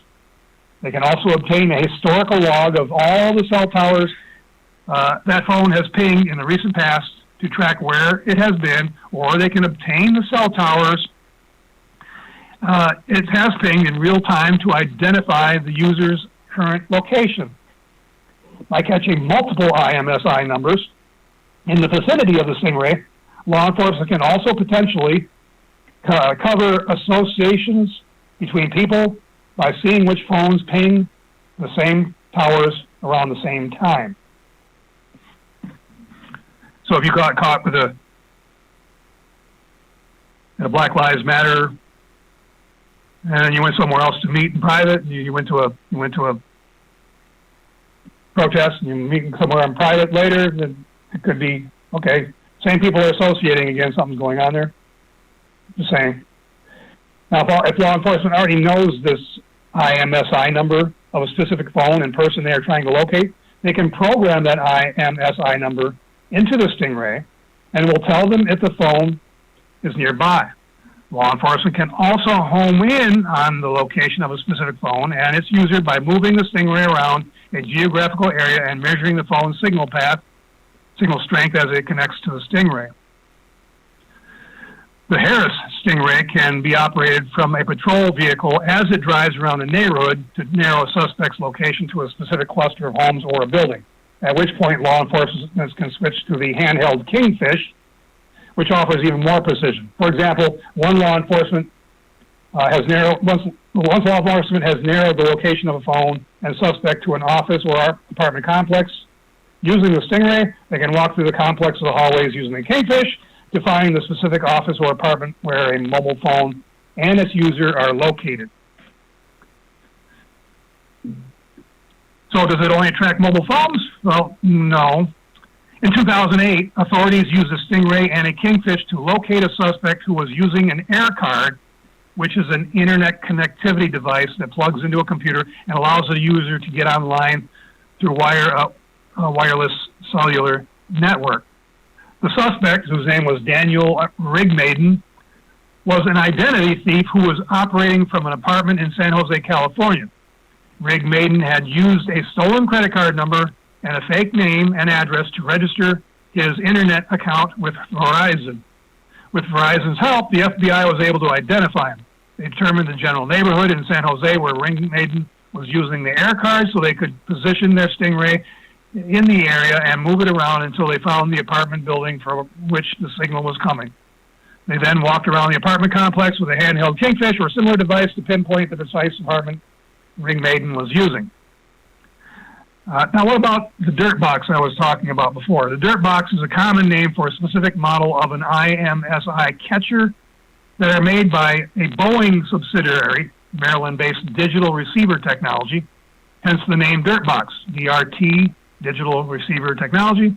Okay, they are reportedly used by the DEA and Marshal Service from airplanes to intercept data from mobile phones.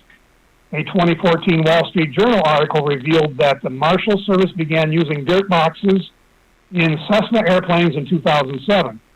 An airborne dirt box has the ability to collect data on many more phones than a ground-based Stingray.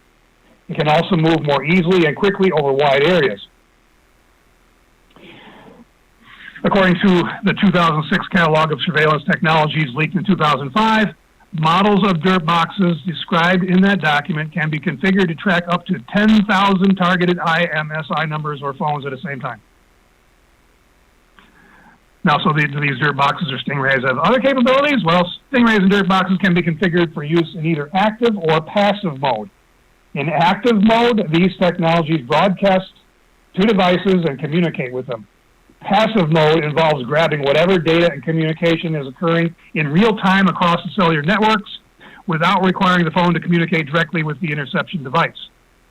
The data can capture the IMSI number as well as text messages, emails, and voice calls.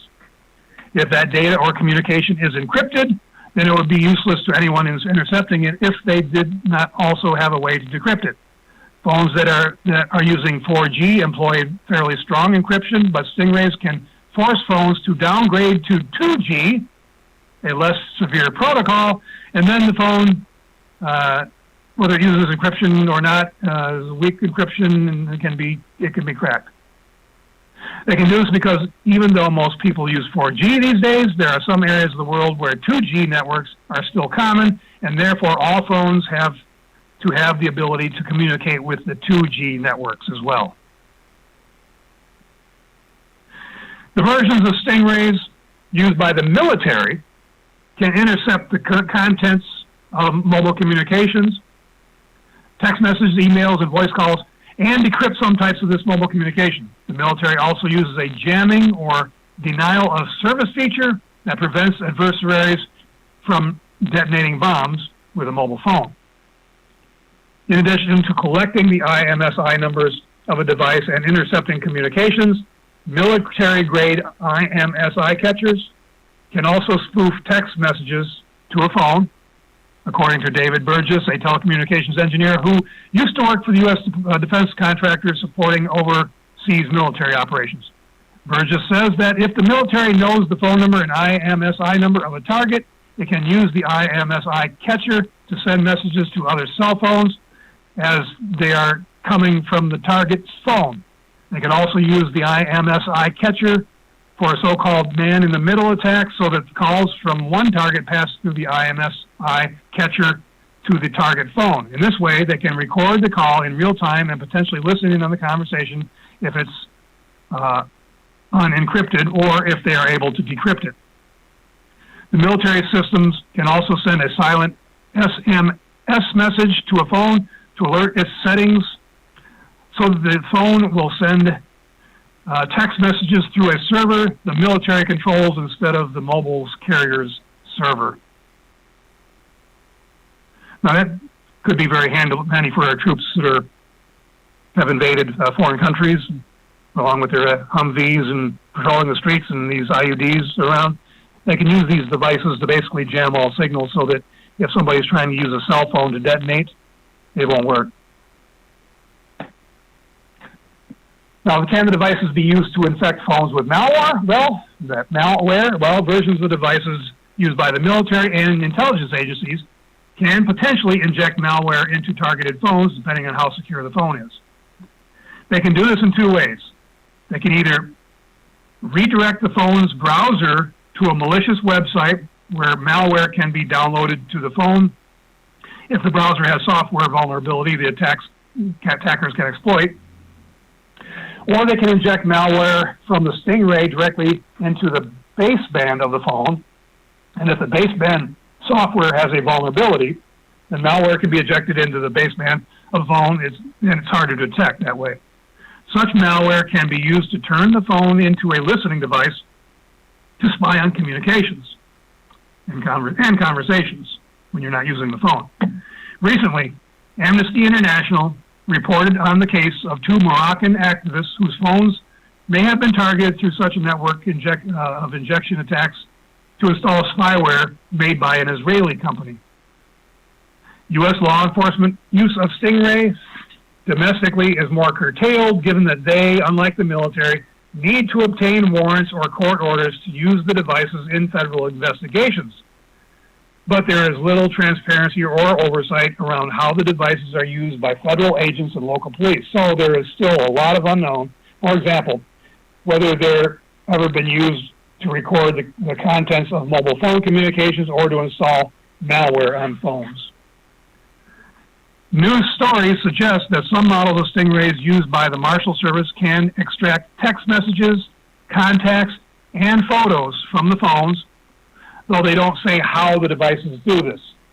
Documents obtained from the ACLU in 2015 also indicate such devices do have the ability to record the numbers of incoming and outgoing calls and the date and time and duration of the calls, as well as to intercept the content of voice and text communications. But the Justice Department has long asserted publicly that the Stingrays it uses domestically do not intercept the content of communications. The Justice Department has also stated that these devices may be capable of intercepting the contents of communications, and therefore such devices must be configured to disable the interception function unless interceptions have been authorized by a Title III wiretapping order. As for jamming communications domestically, Dakota Access Pipeline protesters at Standing Rock, North Dakota in 2016 described planes and helicopters flying overhead that they believed were using technology to jam mobile phones. Protesters described as having problems such as phones crashing, live streams being interrupted, and issues uploading videos and other posts to social media. Now, obviously, there should be a lot more controversy about this. There should be a demand to do away with these things completely, basically outlaw them. But they're very controversial because the devices don't just pick up data about a targeted phone. Law enforcement may be targeting a specific phone of a known suspect, but any phone in the vicinity of a Stingray that is using the same cellular network as a targeted phone or device will connect to the Stingray when it's in operation. Documents in a 2011 criminal case in Canada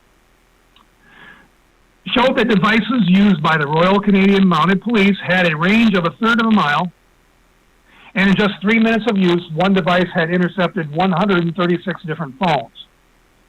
Law enforcement can also use a Stingray in less targeted way to sweep up information about all nearby phones. During the time the phone is connecting to or communicating with the Stingray, service is disrupted for these phones until the Stingray releases them. The connection should only last as long as it takes for the phone to reveal its ISMI number to the Stingray, but it's not clear what kind of testing and oversight the Justice Department has done to ensure that these devices release the phones.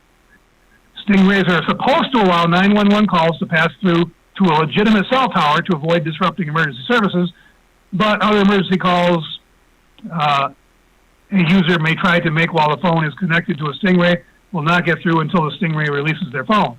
It's also not clear how effective the devices are at letting 911 calls go through. The FBI and DHS have indicated they haven't commissioned studies to measure this. But a study conducted by federal police in Canada found that the 911 bypass didn't always work. Depending on how many phones are in the vicinity of the Stingray, hundreds could connect to the device and potentially have service disrupted. So they've been around a long time. The technology is believed to have originated in the military, though it's not clear when it was first used in combat zones or domestically in the U.S. The earliest public mention of a Stingray-like device being used by U.S. law enforcement occurred in 1994 when the FBI used a crude jury-rigged version of the tool to track former hacker Kevin Mitnick. Authorities referred to the device as a triggerfish. In a case in Utah in 2009, an FBI agent revealed in court documents that the cell site simulators had been in use by law enforcement for more than a decade. He also said they were, and that was in 2009, so that would take it to 1999, in this case anyway. He also said they weren't just being used by the FBI, but also by the Marshal Service, the Secret Service, and other agencies. Recent documents obtained by the ACLU also indicate that between 2017 and 2019, the Department of Homeland Security's Investigations Unit has used Stingrays at least 466 times in investigation. BuzzFeed News had previously obtained records showing that from 2013 to 2017, HSI had used the technology over 1,800 times. Now, what other problems do they have with the technology? Well, other than the controversy with Stingrays involves the secrecy and lack of transparency around their use.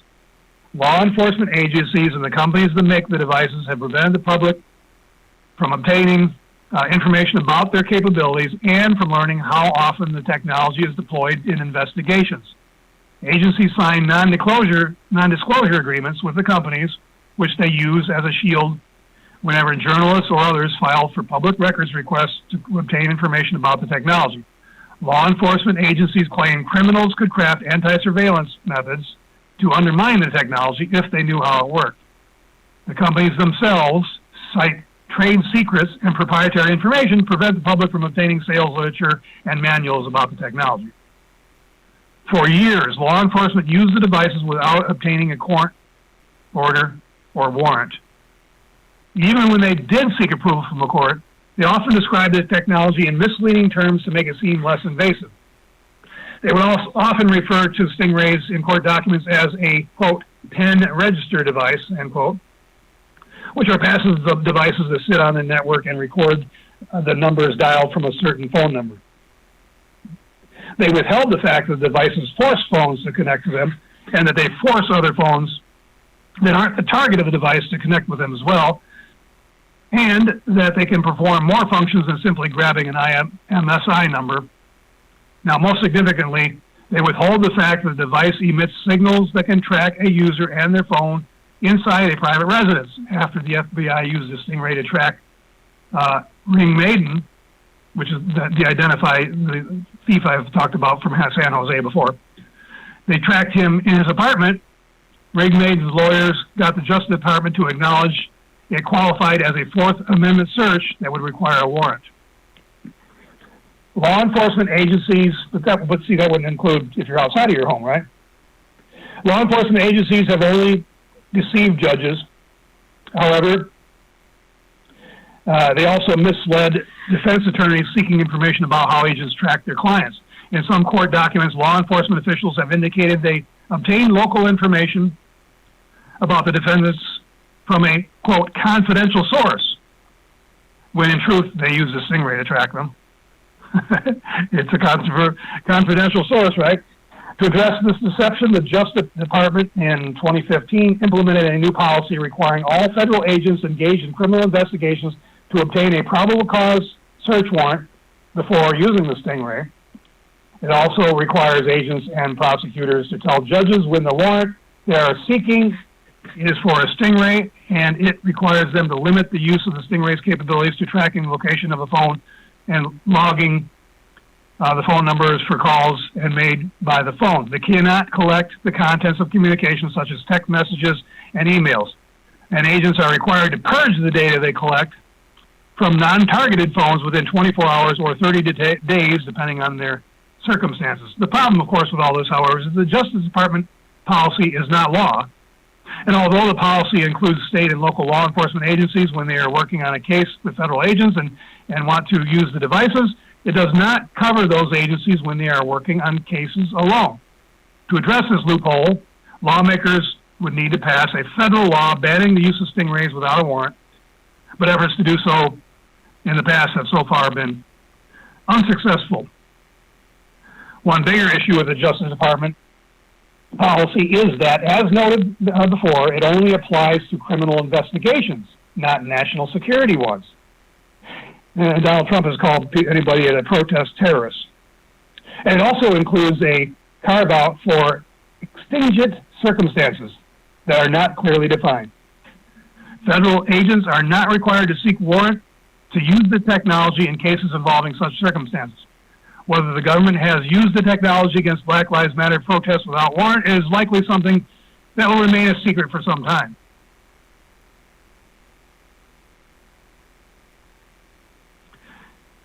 Okay, I don't think I need to go on anymore. I'm nearing the end of my show. A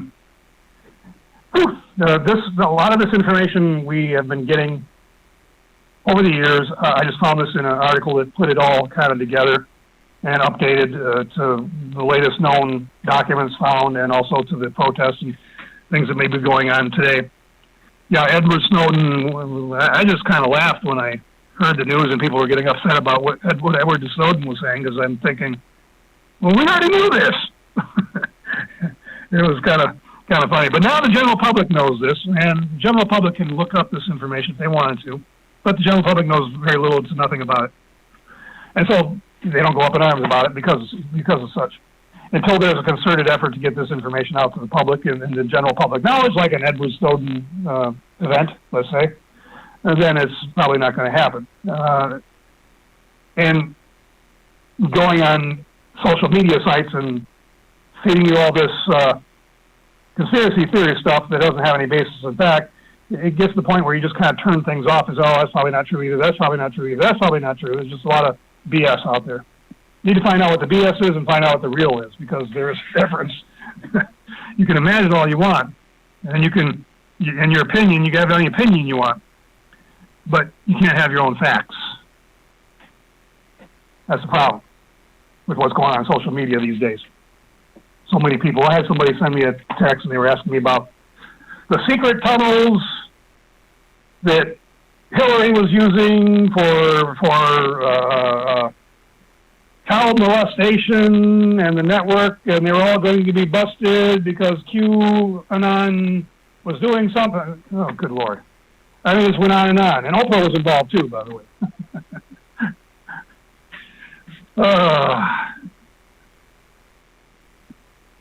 That goes back to the Pizzagate thing, which was also nonsense from the beginning, and later shown so when the guy went into the Comet Pizza with a gun and fired off a round and looking for the basement, which didn't exist. Gotta be careful what you see online, folks. Internet can be a good source of information, or it's going to be total crap. It's become a cesspool of crap, mainly, recently. Got everybody believing all sorts of things about the coronavirus. And although I have my own beliefs, I've said some of them to you, but I also say when they're beliefs and when they're facts. And the fact is we've never had a vaccine for coronavirus yet. A safe and or effective coronavirus vaccine yet. We're still working on what? HIV? We're still working on the flu. I also found in some research recently that the strains of the flu we have today, one of them is actually the Spanish flu of, 1919 or 1917, going back 100 years. But it just changed over the years, and we become immune to it, so that's what's going to have to happen again. We're going to have to get immune to this coronavirus, and that's what's eventually going to change it. My show is up. I thank everybody for listening. Until next week, if I can get on the air, say goodbye and go to the prepperstop.com to find out about those French gas masks. Thank you.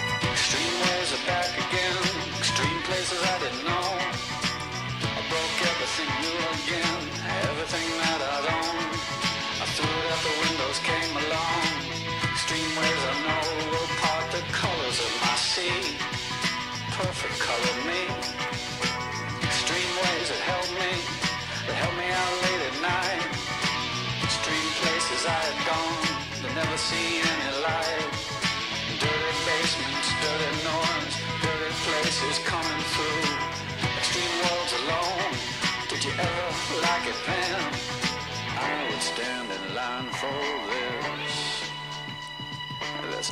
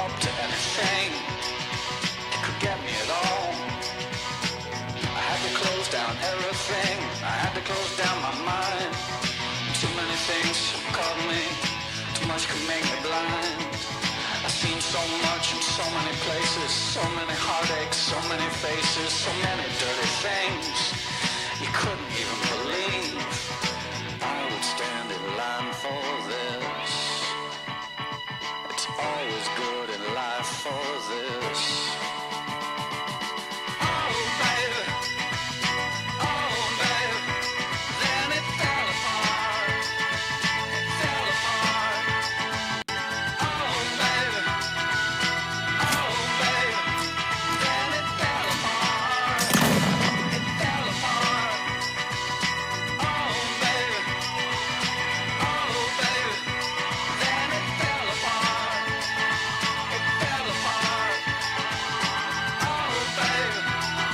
Join Mark and Don for Weapons Wednesday, where you'll learn how to use everything from your bare hands to your average AR-15. The 12 gauge autoloader.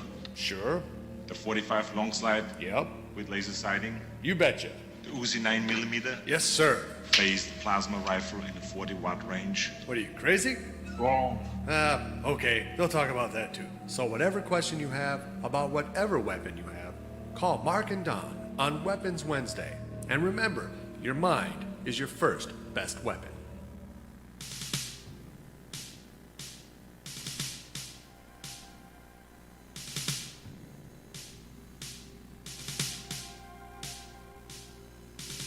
I had a dream the other night that, well, I didn't understand. A figure walked in through the mist with a flintlock in his hand. His clothes were torn and dirty as he stood there by my bed. He took off his three-cornered hat, and speaking low to me, he said, "We fought a revolution to secure our liberty. We wrote the Constitution as a shield from tyranny. For future generations, this legacy we gave. In this, the land of the free and home of the brave. The freedoms we secured for you, we'd hoped you'd always keep. But tyrants labored endlessly while your parents were asleep. Your freedom's gone, your courage lost. You're no more than a slave. In this, the land of the free and home of the brave. You buy permits to travel and permits to own a gun. Permits to start a business or to build a place for one. On land that you believe you own, you pay a yearly rent, although you have no voice in saying how the money's spent. Your children must attend a school that doesn't educate, and your Christian values can't be taught according to the state. You read about the current news in a regulated press, and you pay a tax you do not owe to please the IRS. Your money is no longer made of silver nor of gold. You trade your wealth for paper so your life can be controlled. You pay for crimes that make our nation turn from God and shame. You've taken Satan's number. You've traded in your name. You've given government control to those who do you harm so they could burn down churches and seize the family farm and keep our country deep in debt. Put men of God in jail. Harass your fellow countrymen while corrupted courts prevail. Your public servants don't uphold the solemn oaths they've sworn. And your daughters visit doctors so their children won't be born. Your leaders send artillery and guns to foreign shores and send your sons to slaughter fighting other people's wars. Can you regain the freedoms for which we fought and died? Or don't you have the courage or the faith to stand with pride? And are there no more values for which you'll fight to save? Or do you wish your children to live in fear and be a slave? Oh, sons of the Republic, arise, take a stand. Defend the Constitution, the supreme law of the land. Preserve our great republic and each God-given right. And pray to God to keep the torch of freedom burning bright. As I awoke, he'd vanished in the mist from whence he came. His words were true. We are not free, but we have ourselves to blame. For even now as tyrants trample each God-given right, we only watch and tremble, too afraid to stand and fight. If he stood by your bedside in a dream while you were asleep and wondered what remains of the freedoms he'd fought to keep, what would be your answer if he called out from the grave? Is this still the land of the free and home of the brave? God bless you, and God bless this republic.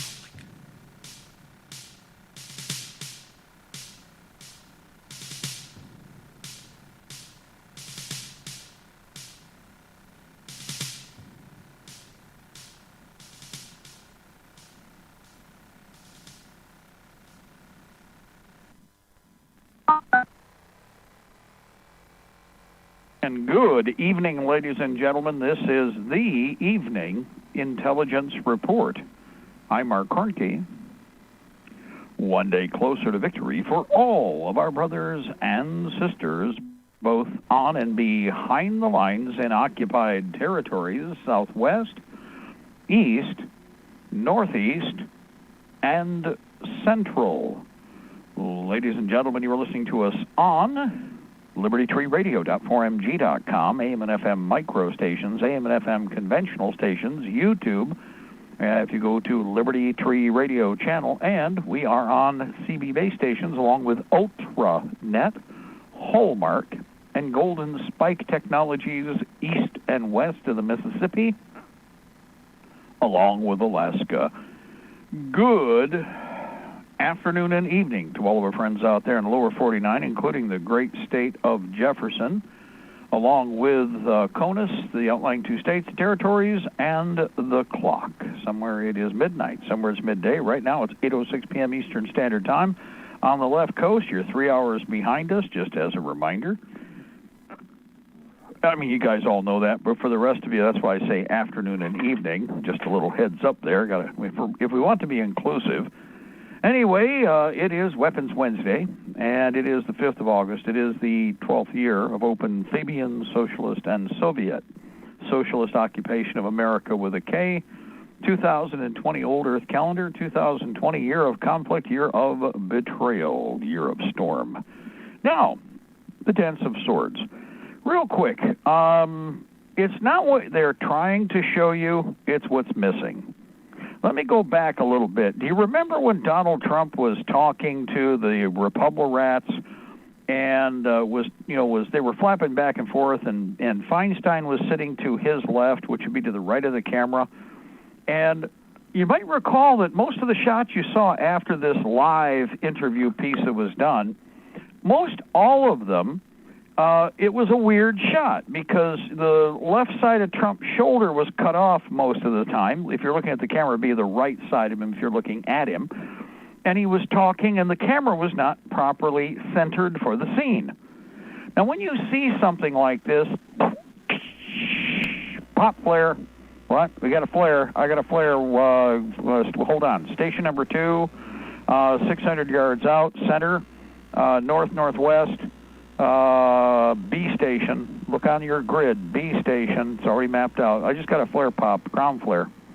Copy that. Okay. See now, when you have a flare pop up, you go, what is wrong with this image? Why is the photographer such a crappy photographer? Why is the guy running the camera such a shitty operator? Okay. And that is the correct term. I mean, how does he get hired? Well, he got hired because he really did the good job, but you see, they re-centered the image and carved off a bunch of stuff. What did they carve off? Well, you had this is the little scene where you see Donald Trump going, I like getting the guns first and worried about due process later. Remember that one? That's what I'm talking about. But what was happening all the while? Trump was telling the Republicans to sit down with the Democrats and go confiscate the guns. The Republicans were being told to be totally cooperative with the Democrats. Why was the camera askew in the later shots? Because in the original live image, little Miss Feinstein is sitting there dancing, and her butt's got something squiggled underneath it and bored into her hind end, and she's doing a happy butt dance on the chair with her hands up by her chest, and she's shaking them, and she's smiling and nodding, and, he's going to screw all the gun owners. All right, yeah. So they had to re-engineer and do damage control to the best that they could. They slid the camera image sideways, and they didn't want you to look at something. They didn't want you to see Feinstein. They didn't want you to see Feinstein. They didn't want you to see Feinstein loving on, that's right, Donald Trump. I'm going to change a direction here and bring you to the modern day. How many of you have watched any of the footage of the blast in Beirut? Even the one I was talking about while we were on the air in the 2-hour block. Let me ask you something. Why is it the one I'm looking at right here? Okay, if I were coming in and I were flying a drone or I was flying a plane and you had a blast, what becomes the epicenter of the image? What would you show as the epicenter of the image? It would be the blast. It would be the crater, and then everything goes out from the crater. And by the way, if you're looking for symmetry and image, the one I'm looking at here, if you take the camera and slide it over to the center of the blast ring, you have the corn silos to the upper right. You've got good symmetry with, the blast damage and whatever. But in all of these images, They are doing everything they can to get you to avoid. Now, if you're looking land in, if you're looking where that corn silo is, that's right next to, obviously, where the blast was, if you saw the original explosion, they are doing everything they can to have you not look at the area, if you're coming at it from the ocean side, to the left of those silos, to the left of the crater. I'm looking at 5. In fact, I'm on, hold on here, it's News, 9 News. It's, I believe, an ABC or CBS affiliate. It's the other side, right? And every image that they project, they keep repeating the one that excludes the area. In fact, they reverse the image. I'm looking out to the ocean. What do I see? The relatively untouched and unscathed area of the bay, of the porting, the man-made porting facility on the far side of the corn silo. And the destruction is very minimal. I mean, it's bad, but it's minimal by comparison. If I slide the camera over, if I want to show you death and destruction, I want to show you the horrible architecture of an explosion, the camera in the second shot should be slid a full frame to the right. But they're not doing that. I'm serious about this, guys. Every angle that I'm looking at with this block being done by the International Wire Service will show you a building that's relatively intact with the roof partially caved in and some wreckage off to the side, but unburned, it's not flattened or anything like that. But there's another shot, and this is the one of the corn silo, and the crater is in the far left corner to the point where I can't see the shore. It's like I've got a half moon where the crater is. But all 3 of the images down below, and by the way, these are video images, and even in the video images, they make a point of not emphasizing, centering on the impact or the detonation area, and the area not where the corn silo is, but where the actual activity or where other buildings were located. Now, as was pointed out by my youngest son, because everybody's been kind of watching this today, Google Map has carved out that area, and the image that was new, that was updated in 2020, was carved out, and an image that is approximately a year and a half older or 2 has been inserted into the area, showing you what the building supposedly looked like before the blast. In other words, they're not showing you, after all, this is like whenever, how do you know when you're in a spook, kook, or spy area? The area fogs out or the image isn't up to date. In other words, all of a sudden you got, snow on the ground, but then there's this square or rectangular or weird-shaped area where everything's green leaf trees. Well, wait a minute. Why did they update all the rest of this and not update that? Or why did they not update that and update the... Hey.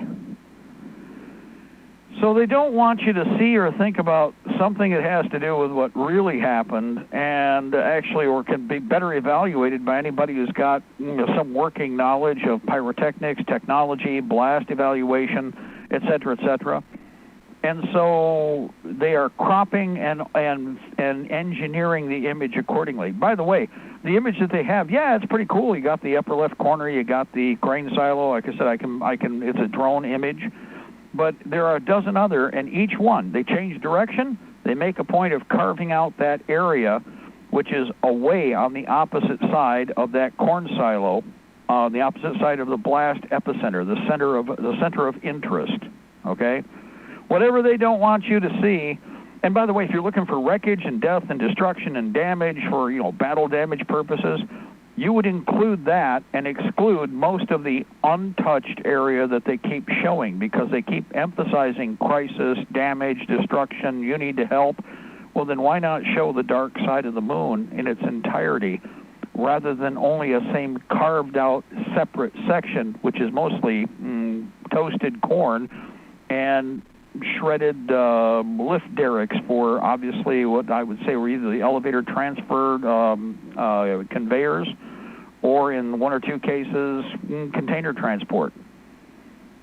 Okay, this is fascinating. This tells me that between the images that was pointed out, because by the way, the upgrade, it's a red line around the area where this happened. Everything around the outside of that lined area is updated. Everything inside where this blast took place They took an earlier image that is very, very outdated and put that in place of what was part of the original image from only a few short weeks or months ago. So whoever the spooks, kooks, and whatever were operating there, I mean, they would be anyway. This is a major porting facility. I've told you before. CIA, NSA, the Mossad, all these turds, the Soros types, where do you think they operate? Places where there's money. Who do you think is operating them? The mob, the spooks and kooks, the perverts, the Epstein types. So what happened here? That's what happened there. Didn't have to be it was technically, we think it was a bombing, or they're saying they think it was a bombing. Now, I've told you as I qualified in the 2-hour block, sure, why not? Somebody sloppy with equipment. Remember, you don't blow up the train, guys. You destroy the train trestle with limited explosives if that's what you have, and the destroyed trestle or weakened trestle means that when the train comes along with its weight and its vibration capability, that it takes the train down, and the train in turn takes the bridge down. You get 2 for the price of 1 with less work done. So in this case, Israelis had something stacked up there. Spooks and kooks had something stacked up there. Lebanon is not really close Russian, but more been a kind of a finger puppet neutral. But with us, obviously, with our thumb up their hind end all the time. So I would say, yeah, they did something. It wasn't a nuke, or if it was a unique. First of all, it's interesting technology because all your digital camera equipment continued to work through the whole process.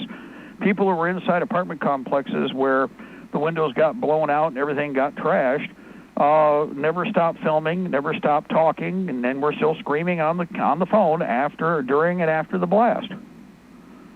If this was close proximity EMP result, if it were normal, there would be a close proximity EMP result, maybe not that deep into the town, maybe deep into the town, depending, but it would have neutralized all the images that you see. You wouldn't have seen most of what you are seeing repeated over and over again. I'm talking about the live footage, not the drone and satellite footage or the plane or helicopter footage. So just a little heads up there. Whatever it was, conventional is bad enough. There's all kinds of mean, nasty stuff that's been made, and especially when a bunch of it is piled up in the wrong place. Well, you want to see what happens? Look right there. There's what happens. Real simple. So just, again, heads up, pay attention. They're trying to not let you see things. Now, the overhead satellite image, you can, I won't say satellite, but high-altitude images are stuff that's been done by higher-flying drones that have done some really good overall shots. They're minimal, and it's interesting that as they work this, more and more of the imagery is collectively separated and edited so as not to show a certain area or view. And to be quite honest, I've talked about this. Okay, remember I even said this the last couple hours. If I had enough cameras, I could do a virtual 3D image of this environment. If I had enough time with all the people running every stinking little piss-willy cell phone, cameras, security cameras, I could do a full almost 360. In fact, the blank area or less strong area would be out to sea looking in. But still, with all the ground cameras and feeds, with all the secret police and all the stuff you're not supposed to know about available, plus the public stuff, pretty much that whole area could be covered in the oblique from any angle. And yet, right now, I got some really crappy footage that's nonstop. If I were to take all the images I'm talking about in front of me, I can't show you. I'll hold the microphone up to this. I can't get a 3D image or even a full image, a full single 1D image of the blast area from 1, 2, 3, 4, 5, 6 videos. And 1, 2, 3, hold on here, how many are in this article? I got probably 12 images in this article, and I cannot get a complete picture of the blast area. Each one, it's like, there's the blast, look over there. There's the blast crater, look over there. No, turn the camera back. I want it right in the middle so I can see the real bad damage. Because if I want to show real bad damage, I'd want to show the epicenter of the blast and make it the center of the image so you could see left, right, forward, backward, just how extensive this was.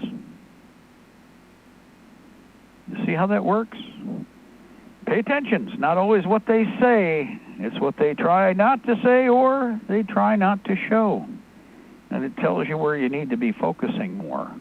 Of course, the problem is getting real imagery or on time. In a way, again, it's halfway around the world. We can't do anything about whatever happened there. We just need to be ready for when the Israelis and the U.S. government does that over here. Because it's not an if, it's just a when. I already told you before. There's a pattern here to everything that's being done. The Israeli Mossad, with the cooperation of the U.S. government, will start doing the random, quote-unquote, terrorist bombings.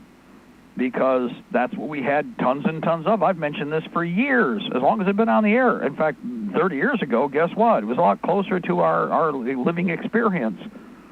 And anybody who has been around will remember this. Well, they had to wait, and they played out, and they had to wait, and they played out. Now they'll be able to plug it in again. And supposedly you and I, we just don't have a clue and won't have any idea. We just don't know. Wow, Shazam, this is totally new. It's not. It is not new. It is not. It is not new. Okay? Just that simple. So, anyway, let's see. Next. It is Weapons Wednesday. Yeah, there were a couple of things. I would point something out. I know somebody made a little email comment. Well, Mark, there's M1As and there's other guns. Hell yes, there are. For $1,000, $1,200, $1,400, $1,200, $1,400, $1,600, you can buy a nice M1A. In fact, there are several FALs available. There are some really nice FNFALs available for $1,400. The average person probably is not wanting to spend $1,400 on a gun. Now, maybe if you're single and you've got some extra shekels laying around, I'm not going to, first of all, I can't tell you what to buy anyway. If you want to go out and buy a brand new Chevy pickup truck and turn an armored car, that's your idea, not mine. And that's your money, not mine. And maybe you have the resources that I don't really think I'll spend that way, but you do. That's okay. This is America. Whatever will get you to Happy Land Solution, you do it. If you feel that, well, Mark, I wouldn't get used, I get this, well, okay, but if you have the resources and you can balance it out, do it. Now, I would say this, if you have the resources to buy one $50,000 truck, but you could buy 5, 6, or 7 $10,000 trucks from, say, out west or down south with no rust and, really decent condition, those would be awfully nice. It'd be nice to have a fleet of military trucks rather than a military truck. A militia truck. You see what I mean? There are some mighty fine weapons out there, and I've mentioned a lot of them. But I'm never going to complain about whatever you show up with. I got the latest, and it's the Schmidlap 416, and it has a bottle opener, a coffee grinder. It'll carry 648 rounds. Of course, weighs, how much does that weigh again? Oh, you're talking like 35 pounds worth of ammunition, right? Wow, that's going to be kind of cool to watch you shoot. Should be stable, though. 35 pounds of magazine, or belt-fed, or whatever it is. Whatever you feel in your heart and mind you can carry and you can demonstrate, congratulations, you're it. Do it. But if you can afford to stretch your money out and build a bigger army, you can get some pretty decent weapons. In fact, there's a bunch of other weapons you can choose. I mean, or for that matter, even just that M1A is not bad at $1,200 to $1,400. Not really. FALs, not bad, $1,200, $1,400. Not really, not considering what it takes to make them. But it's personal flavor choice. Now, myself, like I said, I know a lot of you don't have that $1,200 to spend on one thing because you have 1 or 2 people, maybe 3 people that equip or outfit just in weapons, and you got to try and figure out how to get everybody armed.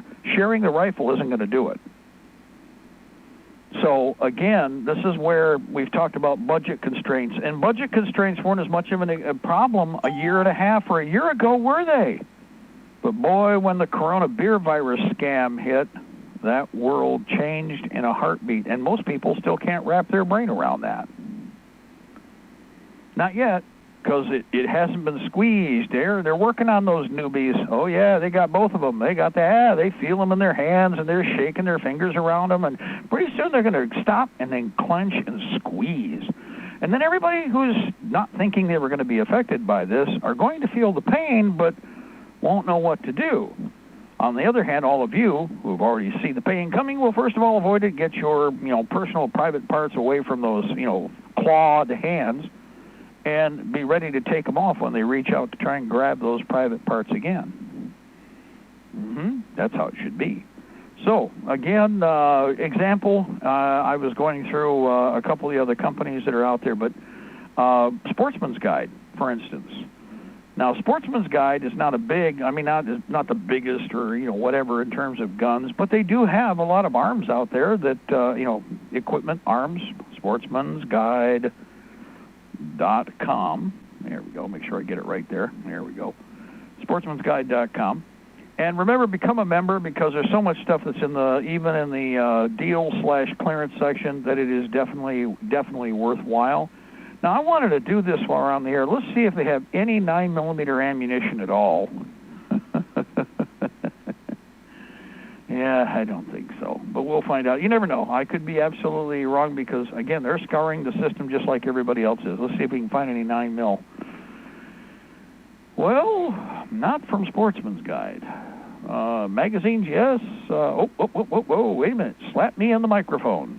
Oh, wait a minute. Hold on. It might already be gone. Nope, they actually have it. No, they're gone. Oh, I hate you when you do that. Okay, forget it. They had some Remington, but it's already gone. Oh, wait a minute. Oh, you're in luck. Wolf, WPA, Performance, 9mm, FMJ, 115 grain, 500 rounds. Buyer's Club price, $109.24. And they claim that they have it in stock. Now, all club orders, $49 or more is free shipping. So that's $109.24 postage paid. So they do have it. WPA Polyformance, that's what it says. Mark didn't make that one up. Polyformance. You mean Polyperformance? No, Polyformance. All right. Anyway, see, they're being creative. Why shouldn't we be creative? And that is a 500-round block of 9mm. It is in hand. They do have it in stock. Now, in addition, I'm going to see if the other shows up here. They've got some Wolf WPA Military Classic 9mm, $90.24 for 500 rounds. Let's see if they have it. Nope, that's already out too. Oh, well, gone. Last but not least, I saw a 50 caliber can of 9mm, 1,000 cartridges, Winchester manufacturer, and it's gone. And it's in the bank, and it's gone. Yeah, remember South Park. So most of it's pretty well gone. However, I will repeat this again. They have it in stock for those who have 9. WPA Polyformance, Wolf WPA Polyformance 9mm FMJ, 115 grain, 500 rounds, $109.24. Wait a minute. Okay. Oh, sorry. It says add to cart. Expected availability 10. Oh, slap mark in the microphone. The fine print, tiny fine print, and it is tiny fine print. It says add to cart, which usually means okay, it's in stock. Well, apparently they're taking back orders because it's probably on the docks. They probably have been promised it'll be here. Wait a minute. What's 10/20/2020? Isn't that October 20th? What's the date today? Oh, that's right. It's August 5th. August? We still have all of August to get through. September? That's almost 3 months out. 2.5 months out.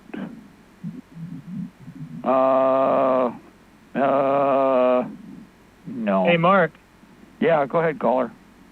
This is Carl in Virginia. It must have been on the dock there in Beirut waiting to be shipped out. Boom, boom, boom, boom.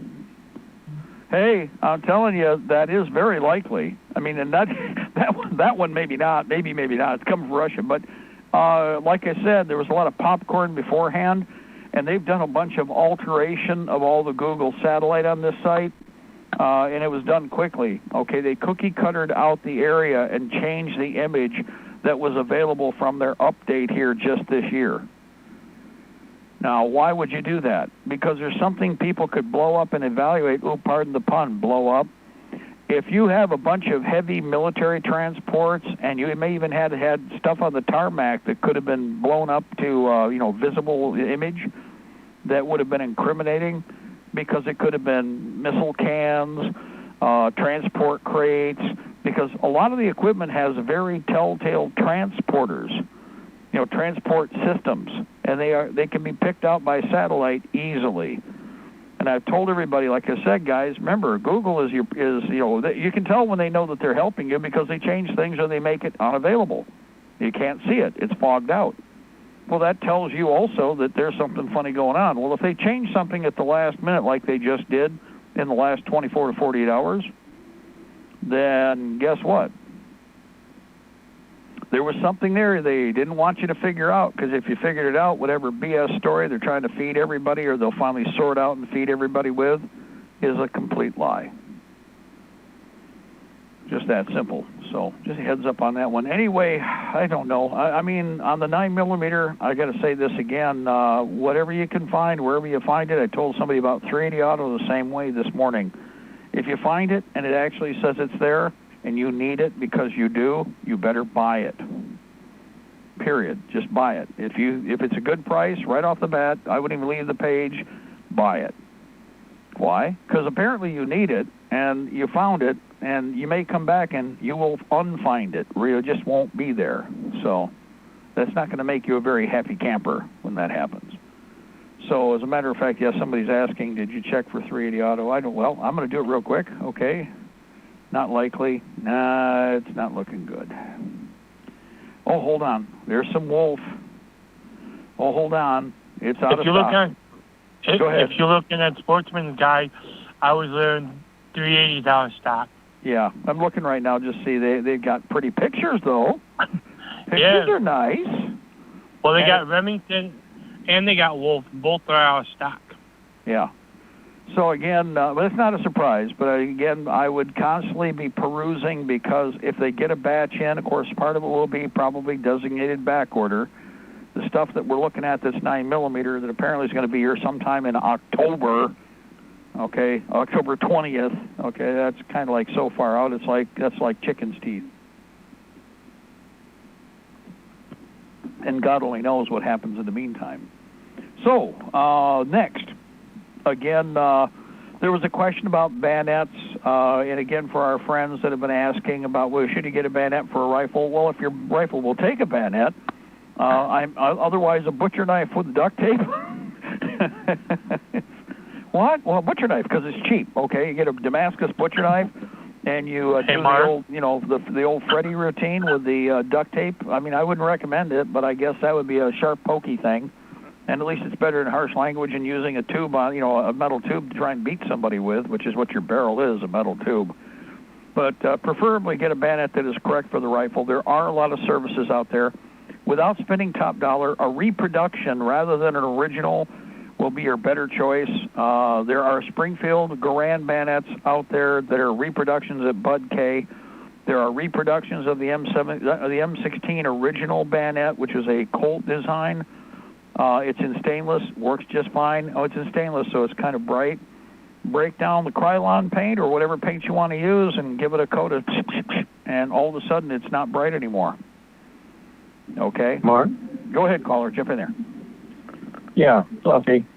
In the tour block, you mentioned some company, his name I forgot to write down, where it's another one where they have some ammo. I would like to know which one that is, if you can remember it. Wait a minute, which repeat that again? You're a little fuzzy for some reason. What kind of ammo?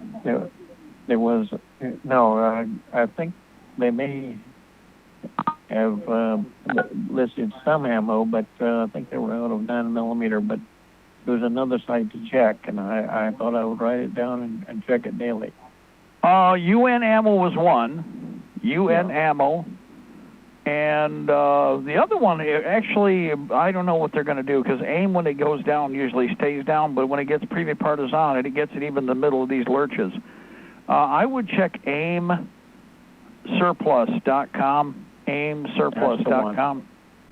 And with UN ammo, it's the 8mm Mauser, which, by the way, we can make deals on. If you're willing to buy a quantity, Maine military, unammo.com. Unammo.com has the 8mm Ethiopian. They're not the only ones, but they definitely have it in stock, and they have a good quantity of it. And the same is true with, like I said, 8 millimeter in the Ethiopian. There's some 8 millimeter surplus. It's the cheapest ammo in the country. The next after that is 7.62 by 39. That is the cheapest in the country. And then Classic Firearms had the 9 millimeter. Maybe that's what you're asking about. They had the. And maybe. It's military ball. Now everybody listen up. As long as I'm talking about this, attention, attention, attention. Over at ClassicFirearms.com, ClassicFirearms.com, ClassicFirearms.com. They made a deal. Nobody else had this stuff. I don't know where it came from, but it was ball ammunition. It was 24 rounds to a box by what the original description shows. At one of our other posters on YouTube, he actually had the stuff. He got it from Classic Firearms. It was 24 rounds per box, 10 boxes per lot, per order, for $9 and some odd cents. It came to about it came to 4 cents a round. It made it the most ridiculously cheap ammo in the area. I mean, in anything. I don't think nobody has got anything like it.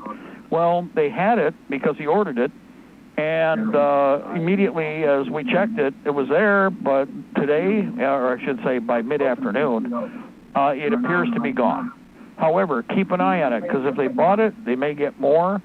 If they have it for the same price, they weren't jacking the price on it. I don't know why, unless they got it for free, almost. But it was 10 boxes per lump, per bundle, and it was $9.20 a box, or a batch, which is 240 rounds of 9 millimeter for $9. So if they have it again, they have it again. But if they don't, I mean, if you see it, here's how it works with that stuff. If you're on the page and you see that, and it's something for 4 or 5 cents a round, and you can use it, you better buy it right there, right now, because it will not last. That is not going to sit around. And it looks like that's what happened. And who knows how many rounds they got. I talked to a couple of the different providers. JG Sales has, what they told me is that they have close to 1 million rounds of that 6.5 wooden projectile. They have about 1 million rounds. Now, I know it came from Samco, so they got every last cartridge that they had from Samco in the 6.5 wooden bullet. Now, again, what good's a wooden bullet? Well, here's what everybody's doing. They're pulling the wooden bullet. They're saving that powder for other projects that's in the cartridge or in the case. Then they are reloading with a standard 6.5. They're doing a throat resize and obviously putting a new powder charge in it. And they're using the existing primer, which is Berdam primed. And all of a sudden, they've got a standard 6.5 ball round to shoot. Okay, or soft point for that matter, because it's a bolt gun, so you could load whatever you want to for the the projectile. So it's so ridiculously cheap that it's pennies per round, but it's the shipping, because it's so many thousand rounds. You get like 5,000 rounds for under $100. Now, if you want to buy more, it's cheaper still. They have 1 million rounds of that stuff. That's a chunk of ordnance there, guys. The other thing is, again, JG Sales and UN Ammo, both are in Arizona. They both have that 8 millimeter Ethiopian, but it looks like if you were making a deal, the better price for that stuff is UN Ammo so far. Now, I haven't found anybody else that's any cheaper. And remember, UN Ammo's price includes the shipping, unless you start going into the pallet level. So whatever they quote will include shipping. They know what the cost is. They got a pretty good idea, and they post it with all their basic purchase, items. So it's easy for that to understand. We got a bunch of background noise. Who do we have? I'm hearing some noise. Mike from Ohio. Go ahead, Mike. Jump in there. Yeah, I just wanted to let you know, I've ordered a lot of the stuff that was on back order from Sportsman's Guide, and I've gotten everything long before their expected date, and they don't bill you for it until it ships. So there's really no harm in being on the list. But one point of caution, I had bought a whole bunch of 9 millimeter that they had on sale for less than $7 a box, but they adjusted the expected time that it was supposed to ship, And when they do that, they send you an automated email saying, do you accept or reject the new date? Well, I missed their email. It got buried, and if you don't answer the email within so many days, it drops your order. So I had that 9mm for the best price that I've seen in 15 years, and too bad, so sad, they dropped it. So always check your emails if you're on the waiting list. Very good. And again, you want to make sure, like you said, once you are on the list, if that's the case, then you want to make sure you stay there.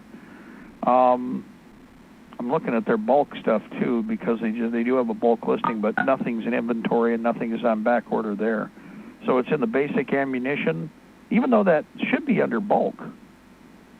500 rounds. Well, that's interesting. Since we've been talking, it got shifted around. Hold on here. Let's see if something else is going on with it now. Yeah, they still have the add to cart. Your credit card will not be charged until the back-ordered item ships. Expected availability subject to change. So, again, they may modify it and may come sooner, which would be good. That may be the worst-case scenario date that they're giving, which should be fine. So, again, it is available, or in theory will be available, but it's still, it's 2 months out. But on the other hand, if you think you'll have the money, it's $109.24 if you're a club member. Then it's as good a price as any you're going to see in the country right now. So get on the list for it if you want. If you make it, you make it. If you don't, well, you should be buying more ammunition in the meantime anyway. So we'll see what we can find. Another thing, reloading, guys, even if you don't reload, let me beg that you do this. Well, here's a couple tricks. This is one of the things that I do. Go over to the recycle bins. You've got recycle bins, depending where you are, how communist they are about, you can't take anything. If you're lucky, you go in, you can snag empty kitty litter jugs. You know the big ones? They actually take a whole bag of kitty litter, but they've got a jug. Now, the neat thing about these is that they're like milk carton material, milk jug material. They have a big carry handle, and they got a large mouth entrance. Take the label off the outside and start taking empties. Go to the range and grab everything up and stuff it in one of those containers, especially if everything's dry. If it's not dry, pick it up in a bag or whatever you want to do. Take it home, spread the stuff out, and let it air dry in the garage, wherever you want to do it. Then you can either sort it by caliber or just put it into the kitty litter containers for the moment. Now, later on, if you're serious about loading for something you have, then you take those and dump them out one at a time, sort out the brass that makes sense for what you shoot and what you're going to reload, and reload them. See how that works? The rest, trade them off to allies and friends. Any brass, especially, look at it this way, anything that's brass, even if it's Berdam primed, is brass by weight. Not to sell for scrap, but for remanufacturing. Always remember that that's always in the works. That's something we have been focusing on for a very long time, and we do have micro foundries all over the place that can smelt if we have brass, copper, or whatever we need to work with. And we can also make new brass. We can or we can alter the existing brass. Remember, a lot of you guys might find stuff that's been stepped on. You don't throw that away. Nothing.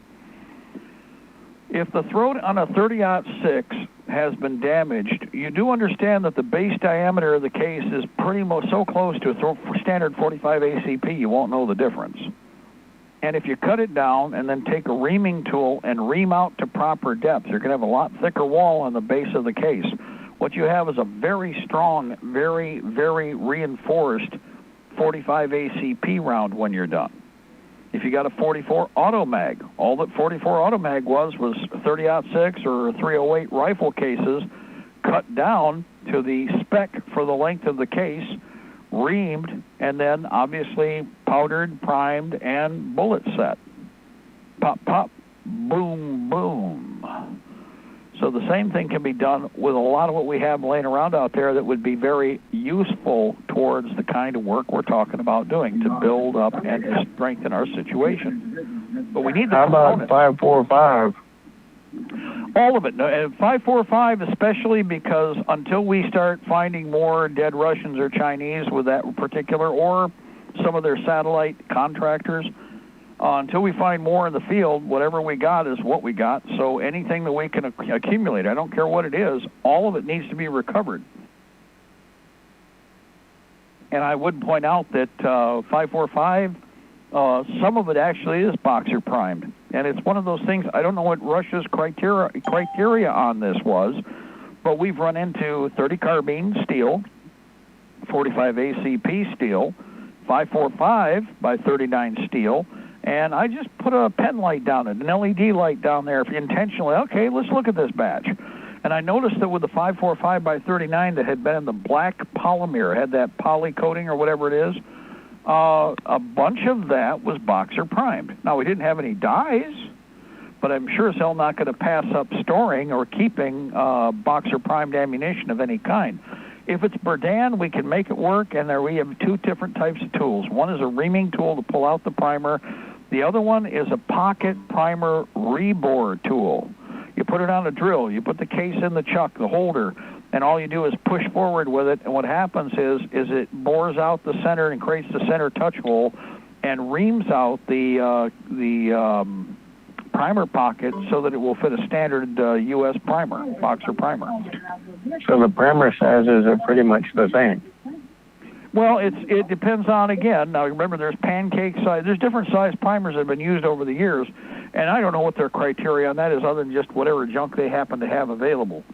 And it's not a big deal, I'm sure, for their tooling to bore out and expand the base, the primer pocket base, if they have the larger pan with, not even, it's bigger than actual regular rifle, or what we consider large rifle primer.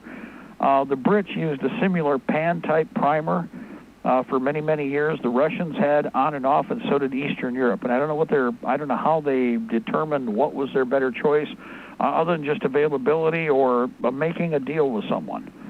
And it still had to be billions and billions and billions of primers to do that, because they didn't make just a little. If they make a production run of ammo, they don't make a few thousand rounds. They make millions or billions. So, again, the big thing there, if it's the larger pan primer, there are primers available, and that's why if we can rebuild it to use our standard primers, that would be our first best choice. But then if we only have so many of the specialized primers, which a lot of guys did invest in, then we can reload a percentage of those Berdan primes with Berdan primes, with a Berdan cap/primer. But that would vary. And again, you still have to have the ream/hook tool, which is not a big deal. In fact, you can build it at home if you had to. I think on YouTube there's probably a couple of videos on demonstrating how to do that. It kind of looks like a corkscrew with a case holder, because what it has to do is hook. Like I said, it's like a reaming tool, but in this case, it's more like it snags, and then what you do is as you pull, you use it like you do a wine cork puller, in that as you snag it, you then apply pressure back away from the case, and in theory, the primer is supposed to, which is a dissimilar metal from the rest of the case, is supposed to break adhesion and then, comes out pretty easy. Reinstalling the primer is not a big deal. Most of the standard primer tools probably look like a nutcracker. Most of those actually have the case holder and the primer thrust pin for doing the larger, older style primers. Only because just a habit, they used to put them with everything else that was provided, in terms of the different heads that go in the primer, the priming tool. That's a separate priming tool from the standard primer seat system and, multi-head system that you have in a lot of your reloaders to begin with. A lot of them are auto primers. But you can buy them in a number of ways, including a plain Jane simple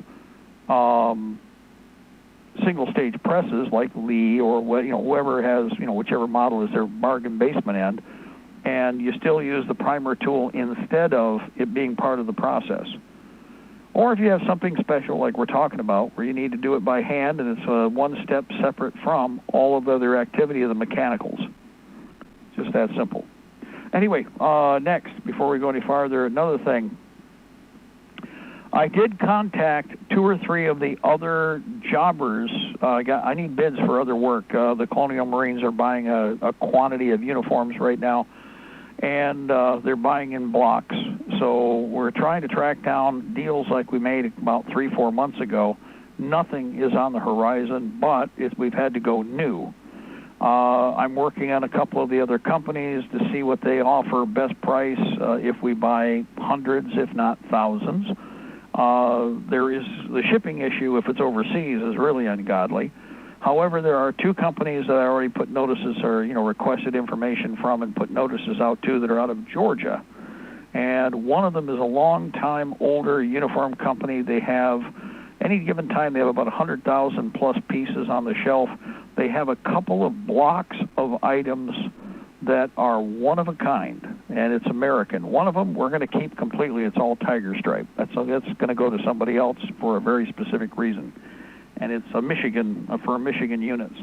The other is another foreign pattern that was built here in the U.S., but it actually has been around. It was around back in the late 90s anyway, and it is another one of those ambush patterns where it really doesn't look good as an office uniform, but in the field it is a predator uniform. And they have several hundred sets, everything from extra small to extra large. If we purchase a quantity of these, if somebody is interested in a quantity, then we're going to offer it, but it'd be a group purchase. In other words, you're looking at outfitting 40 people. You need multiple sets of uniforms. We get a basic size range that you need or what we expect to use, and then we would allocate those accordingly. You have to cover shipping, obviously, and you have to cover the cost of the item, obviously. But considering what the stupid price is for pants, I'm going to tell you right now, if you see any OD green or brown or earth brown or tan 6-pocket pants at yard sales and they fit you, grab them. Why? Because that's the only way you're going to get decent pants that might not be fully worn out and or, again, are new almost in many cases. I got a lot of stuff that's virtually new. I'm wearing a pair of those right now. Where you can find them at the yard sales. You can definitely see what size makes sense for you. But I would say that if they're a little bigger or a little smaller, you grab them anyway. If you can get something for $1 at a yard sale or a couple dollars for pants like that, remember, you got friends, and you got a 510 program you might want to put together. Pants are going to be a problem across the board. It's simply because whatever's closest to the ground takes more of a beating. And if you look at all the surplus sales, count the number of fatigue pants that are actual military grade. How many are there? What's the price? Then take a look at the blouses/shirts and take a look at the price, which is much, much, much, much, much, much, much cheaper, and take a look at the condition and quality. So a heads up on that. Any place where you can go and buy clothing, fatigue pants, 6-pocket pants, 4-pocket pants, OD green, any kind of camouflage, I don't care what it is. If you see stuff like that, and again, notice I didn't mention black, but okay, if you got to go with black pants, you can go with black pants. We can actually recolor those in a very, couple of unique ways that at least break up the pattern more. But what we need to do is have clothing and fatigue clothing that you can beat the snot out of, because you're never going to have enough. You're going to be in rags in no time or tatters, and it's the same with footwear. And I've harped on this because logistics, the key to victory. You want to understand how to win a war? Logistics. That's how you win a war. How do you fight and fight well? You make sure you got something to fight with. That's why we've talked about volume prices and a lot of this stuff, or multiples, and how it is that we are able to, effectively put an army into the field.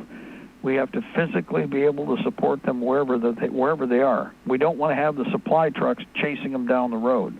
The best way to prevent that is to do the 510 program and distribute the material literally across the landscape so that there is no place you can go where you can't find resupply in some form. And the more people that help with this, the more people that do this, the better off we're going to be, the shorter the war will be. We will not be home by Christmas. We've already talked about that.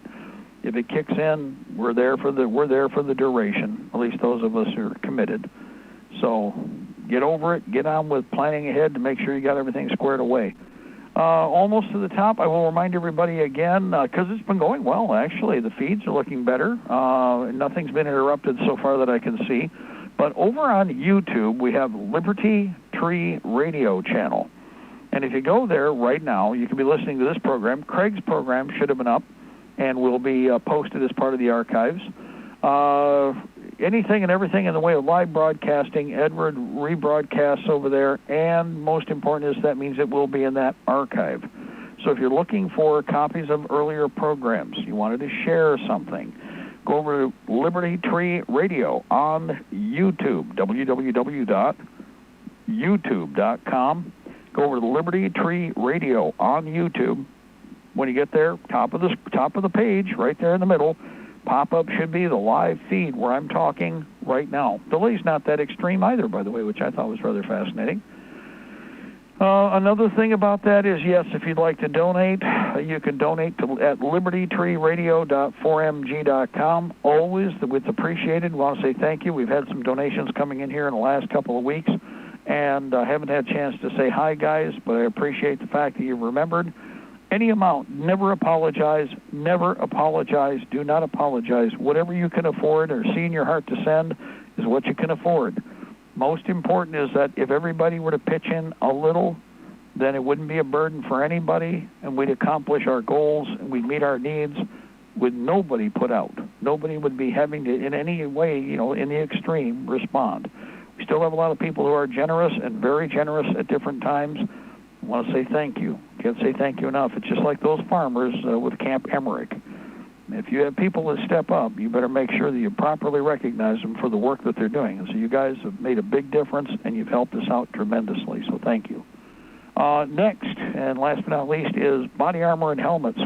I had a little flurry every time I mentioned this, the surplus stuff. 4 months ago, even in the middle of the Corona beer virus scam, you could still get, and I brought it into the program, cheap body armor that was surplus. Unfortunately, that just isn't out there now.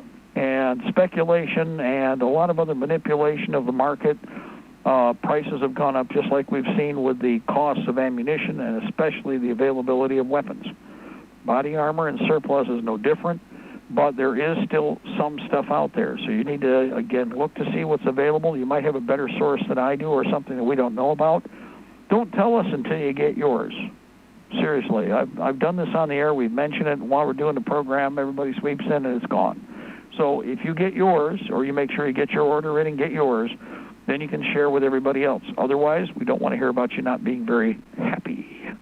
And happy is having all the technology on the table you need, knowing how to use it, and getting ready to upgrade and, improve, improvise, adapt, and overcome, which is the big plan across the board.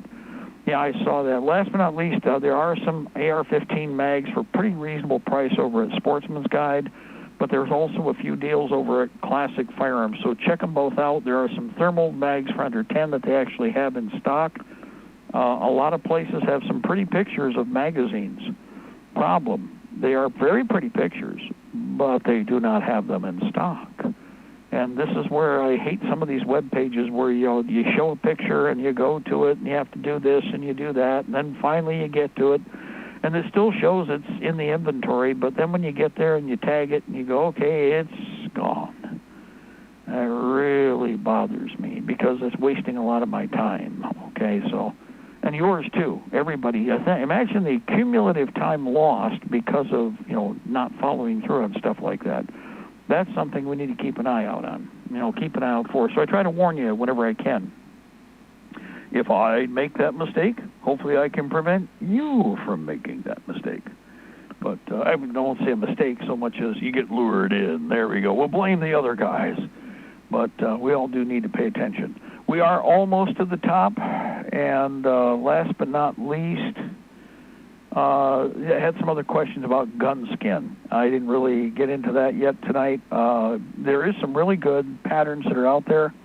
One of them that I like is the Koi Verida 2, which is, it actually is a kind of a snake skin. It's not the, it's not ATAX, but it's not the anaconda patterns that you see out there. However, it's a really good light-dark extreme breakup, and you don't even have to do the whole weapon in it. But as you know, with a lot of these gun skin systems, they're actually cookie-cutter cut to the rifle that you're interested in. And you may not want to put it all on one weapon. You may actually, if you have 2 or 3, you can break up the silhouette of each gun in a different way so that you break up the overall impression of not just one weapon, but all the weapons that you may have in an inventory, if they're similar, if they're the same. So, yeah, the gun skins work. Needless to say, you could obviously paint, but the gun skin sets are up and down price-wise. The one that I like is kind of expensive. A complete gun skin kit for an AR or AR-sized rifle, which really has a lot of volume, surface-wise, $58.49 on an average. Some places $51, $60, right around there. But the pattern is a ghost pattern. It is a predator pattern. In other words, it's like, man, he's got an invisibility screen. Well, almost. Well, close enough. That's how this stuff works, too. Anyway, we are at the top for all of you out there. Stay focused. Don't worry about what's happening in Lebanon, except that you see how that works. You try not to be in the middle of something like that, which means you pay attention. A lot of activity, a lot of military where it shouldn't be, a lot of stuff that doesn't seem right. Everybody, when you're passing through an area, kind of eyeballing you, and they're all eyeballing you with the same kind of grim certainty because they're, speculating. That can either be Antifa, or those are government troops or government spooks and kooks, and they're doing something evil, and you don't want to be around that when something goes bad, like you just saw happen in Beirut. They're trying not to let you see certain things. I should tell you something. Well, we are at the top. We are just past the top. Should be hearing the music any moment now. And for our friends out there listening, libertytreeradio.4mg.com, libertytreeradio.4mg.com, and then, of course, go to the page. You'll notice we do have the donate key. We also have all the rest of the pertinent information for contact and also for alternate hookup for programming, because remember that there are other solutions out there, so take advantage of them. One last question asked, U.S. military surplus PA-120 40-millimeter ammo can. Oh, yeah, I love those. If you can get those, if you can go drive to pick them up, they're cheaper. The 40-millimeter can, what do you think of it? Well, I like it because it does have those dog-ear roofs, the dog-ear top. They're really great for stacking, and they can't slide off each other. Now, problem, I'm going to point something out. If you put your hand in that corner and somebody tries to lay down a can on the edge of one of those, you kind of got like this stapley corner on one end. Ask yourself, are you truly prepared? Uh-oh. Well, I hear noise. There we go. God bless our republic. Death to the New World Order. We shall prevail, ladies and gentlemen. The Empire's on the run. And we are on the march for day and night. So, guys, for everybody out there, be careful, stay frosty. We got more Liberty Tree Radio coming up. Don't you touch that dial. And on those 40-millimeter cans, just pay attention. If your hand's underneath when the other can's coming up, those cans fit one inside the other from the bottom to the top as far as the lid to the base goes. If your hand's in between, think about a cookie cutter. Okay, so that's the only thing about those little lips on the corners. They're a great idea, but keep your fingers away from under the cans when you're involved with those. Otherwise, you get a boo-boo you really won't like, and a scar that will stay forever. We're going to get out of the way. Ed taking over for all of you out there. More Liberty Tree Radio coming up, and God bless. It's Wednesday.